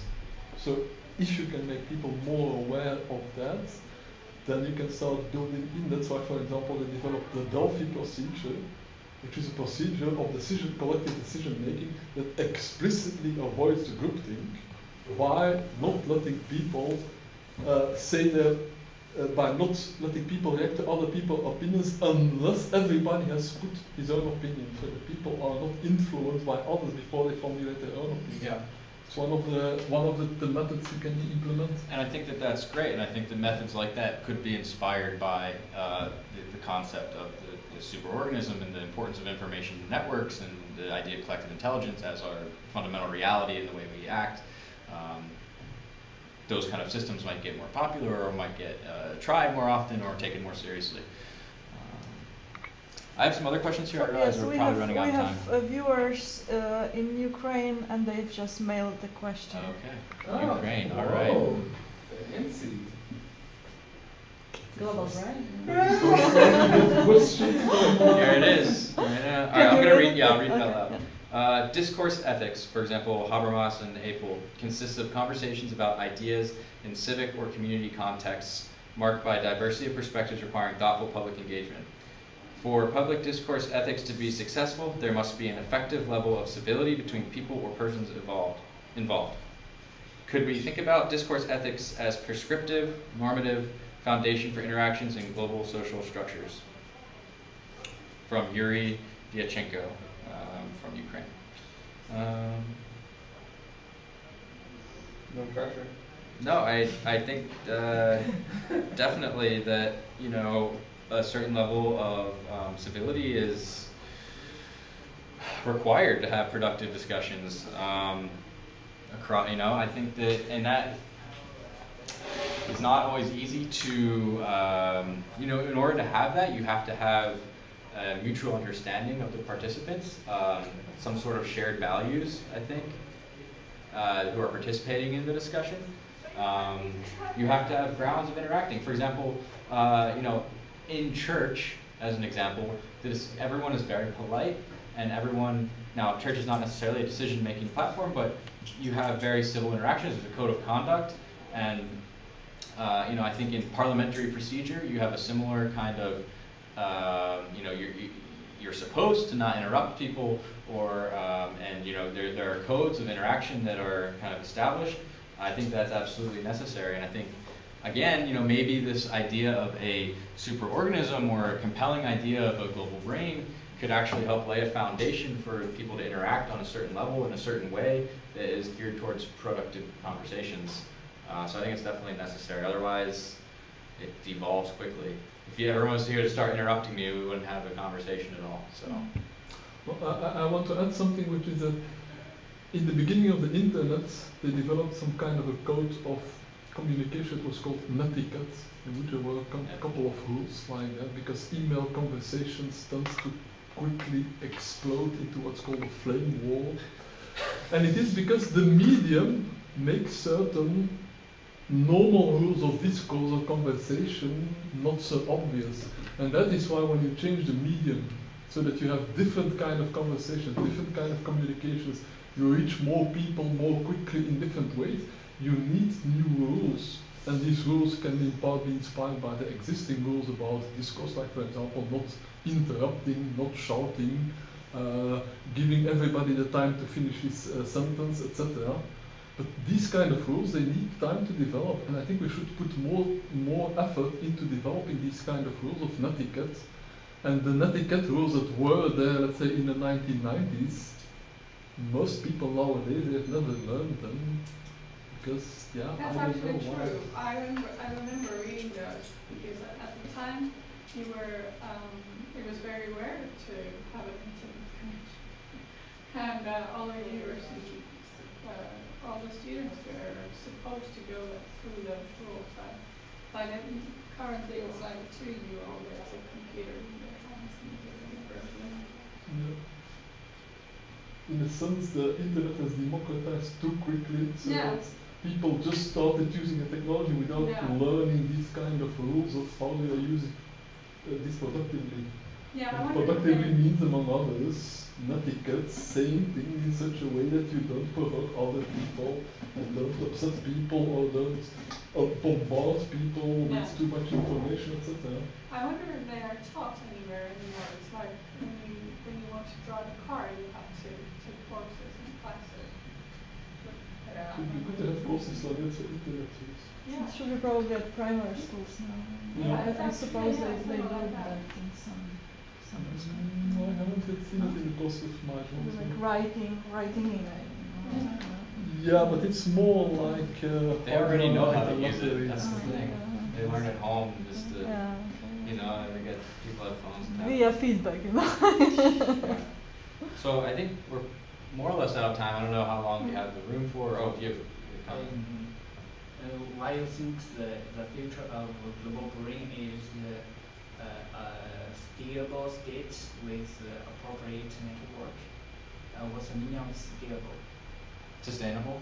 Yeah. I think it's the idea that we want to exist, like for a long How period of radical, time. you know? You know, well, it's not actually trivial. Some people think it's hey, we, pass the proverbial baton to a super artificial intelligence and let it go, and humans will be less important, and we, And also the structure of power is scalable. This The power structures are sustainable. Well, I don't think they are as they are currently. So I think a sustainable network is something that will use resources in a way that overall the system will be able to exist for a long period of time, indefinitely, ideally, and then also will mitigate conflict. So the current structures of power aren't sustainable, I think, because they are prone to running through resources too quickly, or not making decisions that are smart about resources, and also mitigating conflict on the inside is dangerous. Internal conflict is dangerous. So the way a power system could be more sustainable, be it maybe better at handling conflict on the inside as well of the society. If that makes sense. Yeah, that's actually a question that I also had in mind. What do you mean with that there should be more evenly distributed power structures? So do you mean like per function or geographically, so that we should have a superpower in Africa kind of a thing, or what is your detailed thought on that? Yeah, so I think there are a lot of cases of, like, for example, like a multinational corporation making decisions all different parts of the world that affect people in those places without having a lot of accountability to the well-being of those places, for example. And so a more distributed, localized power structure would be something like where there are more local controls over the organizations that have the resources and power to actually make decisions and do things in those regions. So whether superpowers are the way to go, I don't know, but it's the kind of thing where, like, you would want to see roughly geographically even more distributed, more local kind of controls over what's happening to them, and organizations that had really far-reaching power need to be reined in or at least checked on more local levels, so that within each community that they're affecting, they're having a more positive influence and actually creating positive development in those areas. I mean, you could think about this like saying, they just Barnes and Noble or the bookseller is sourcing paper from the jungles in Indonesia without any. The only people are paying are the government of Indonesia. They're not paying for the whatever have you social damages that they're causing because they're deforesting the nation. Well, that would have to change, and there need to be a more localized, locally community-oriented power structure that is actually able of adjusting that to taking some power back from the corporation and investing in the community. That's like kind of one idea of what I mean on that. That reorganization of power structures could happen in a lot of different ways, but that's kind of like what I was thinking of it. Because I was thinking that if you think that power is a zero-sum game, so those who currently have power are not very willing to give it up. Yeah. And I don't think unless you're the son of Trump or something, you can't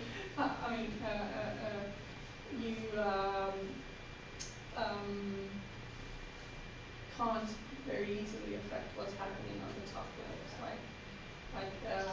what the nation states are actually doing, or Yeah. what kind of a policies Yeah. are created. Yeah. But this is the kind of evolution that will happen that some countries or some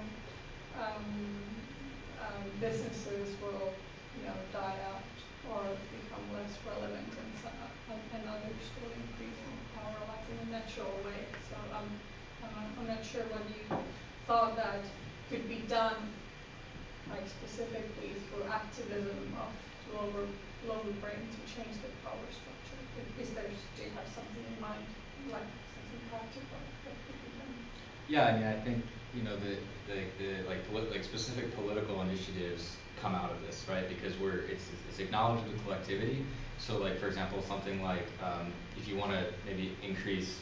I mean, it's stuff that doesn't. It's not that it doesn't exist yet. Like for example, like the reform. The United States has a rampant problem with campaign finance. All the politicians are paid for by private interests, and then they go and represent those private interests. Well, that's obviously the people have no. Or basically have a very limited say in actually policy decisions that get made, and that's kind of, I think, a similar problem that you were just speaking to. Well, certainly, I think that this kind of supports those efforts. I mean, those efforts already exist. And that's what I mean by enhancing activism. It's not like activists don't exist. It's not like people don't share the same values already. It's just a way of kind of framing their efforts to kind of link it to a whole other big situation that's happening. But they frame their efforts. Yes. They frame their efforts. Precisely. So like. Precisely. If you were to what do they gain from your framing their exactly. efforts? More clout, more. Not from their perspective. How do you know? Because I've thought about these issues as well, and it's not clear to me. But have you talked to activists about it? Yes, of course. You said would you Have you want tried to framing? No, I'm saying the logic that you could go, like I went to Exarchia in Greece to an anarchist community. Okay. The logic that I could go to that community and say, hey guys, have you heard about the global brain? And then that would change anything that they did or anything that they thought is just simply wrong.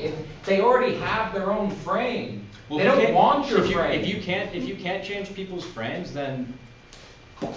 But I'm saying that they think their frame is the big frame, and you think your frame is the big frame. Yeah.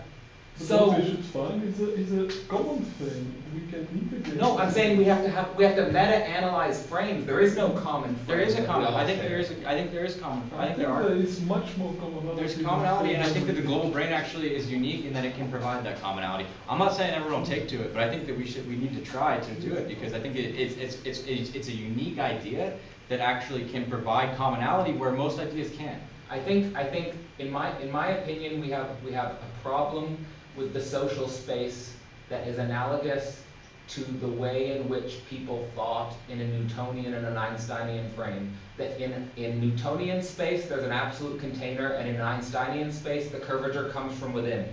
And I think that you just have to think about a totality with no absolute container. That you have a field of frames that is each generating an internal curvature, and there is no one universal concept that externally contains them all. The human condition arguably does. Yeah, the human condition. But so then I think that we need to then understand a dialectic of immortality and death, because the only universality, it's the universal frame is death, so it's void. And then you have the drive of the multiplicity of frames that want to be immortal. And then you understand that and you deploy that in some sort of dialectical way. And that, I think, is interesting to think. But we need a different concept of space. And this is a concept of space that Deleuze talks about, and that's what Weaver's been trying to talk about. And you have to have it's a different notion of virtuality, and it's a different notion of sociality. And it has to do precisely with like what you're presenting here, and it's the way I think also. I'm not just critiquing and saying you're wrong and I'm right, because that's not the way I'm trying to frame this. I'm saying that we have and this is a big problem. It's a problem of we can't break out of a modernist way of thinking. And this is a modernist way of thinking. It's some sort of universal container. And then postmodernism says there's no universal container, and you're just drifting around and you're disoriented. And we've yet to articulate a way in which we can think about some sort of transmodernity or some sort of transhumanism. And I think I'll give an example. In postmodernism, you have someone like Richard Rorty, who's focused on language, and he articulated at the end of his career what basically his view of postmodernism was that he was more sympathetic with the poet over the physicist. Just to give an example, the type of way he was thinking. And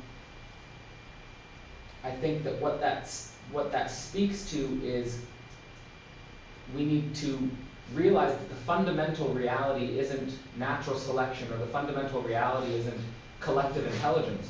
The fundamental reality is joy in the present moment.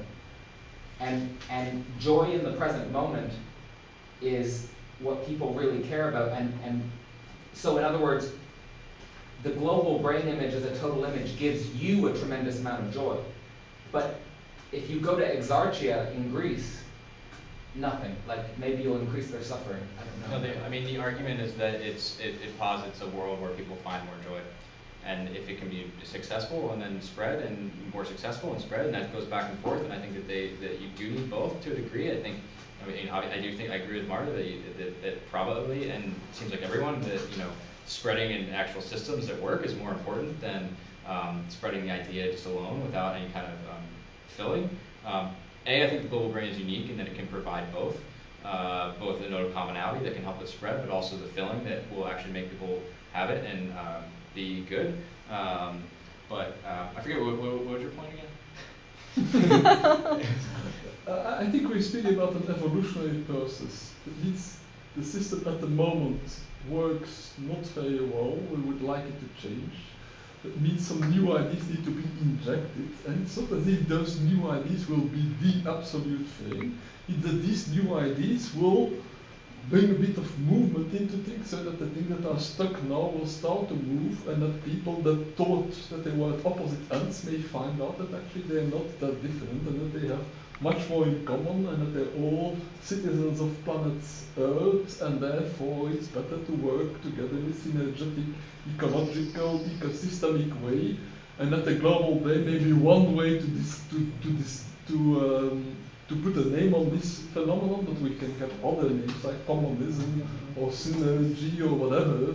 The name itself is not important. But what we want is to make people more aware that there are these ideas out of interactions at the global level that self-organize into some kind of an intelligent system that's better than the system we have now. That's the point. It's not a question of putting this frame against that frame, because all these frames, they are local and they are temporary, and the people themselves, if you ask them what a frame is, they will tell you inconsistent things. If you ask Islamic scholars about the particular meaning of this or that, they will disagree with each other. It's not that these frames are absolutes. These are just ways that people kind of give a bit more gravity to their present preferences, but if you give them something else, they're usually willing to consider that something else. Yeah, I agree with that, and I think, again, just, I guess to kind of summarize the point, and I think we've definitely went over a lot of good stuff there, but it's like, it's the idea that, I think the idea of the global brain, whether or not you can change people's frames of reference, whether or not frames of reference exist in absolute space or purely relative space, it has a unique ability to provide commonality across different frames of reference, more so than any other idea I've experienced. A, and then B, it also has potential to build institutions that could be alternatives to what we have. And those, to me, are the two components of required to actually have some change in society. Which one's more important in the strategy of applying them? I think is good questions. I think we went over that. It's kind of part of what I wanted to get into today. But I think that it's uniquely positioned more than any social theory or anything to accomplish those things. And I think, going back to the beginning of my talk, is that we need it. I think that we do have a potential to do something really great here with the evolution kind of our technology and our society, but that there are challenges, that we're facing. So we need something that both provides alternatives and unites people to kind of overcome those challenges. And I'm proposing that there's no better thing than the global brain theory itself to actually do that. So, I don't know, that's what I want to leave you guys with, at least. We can continue the debate forever and ever. I have a lot of concepts up here as well that we didn't quite get to. But I'd like to share the slides with you guys, maybe, if you guys want to go over them later, or get in contact with me, or ask questions, or continue the conversation. Yeah. Can we pass the slides by email? Yeah, I'll just send around like a piece. Can we maybe put the link to slides under the You can video? put the links to the slides on the ECCO website and on the YouTube channel. Yeah, that works well. Yeah, that's fine. Yeah. Yeah, my email is on there as well on the first slide, so if you want to reach out directly, feel free to do that as well.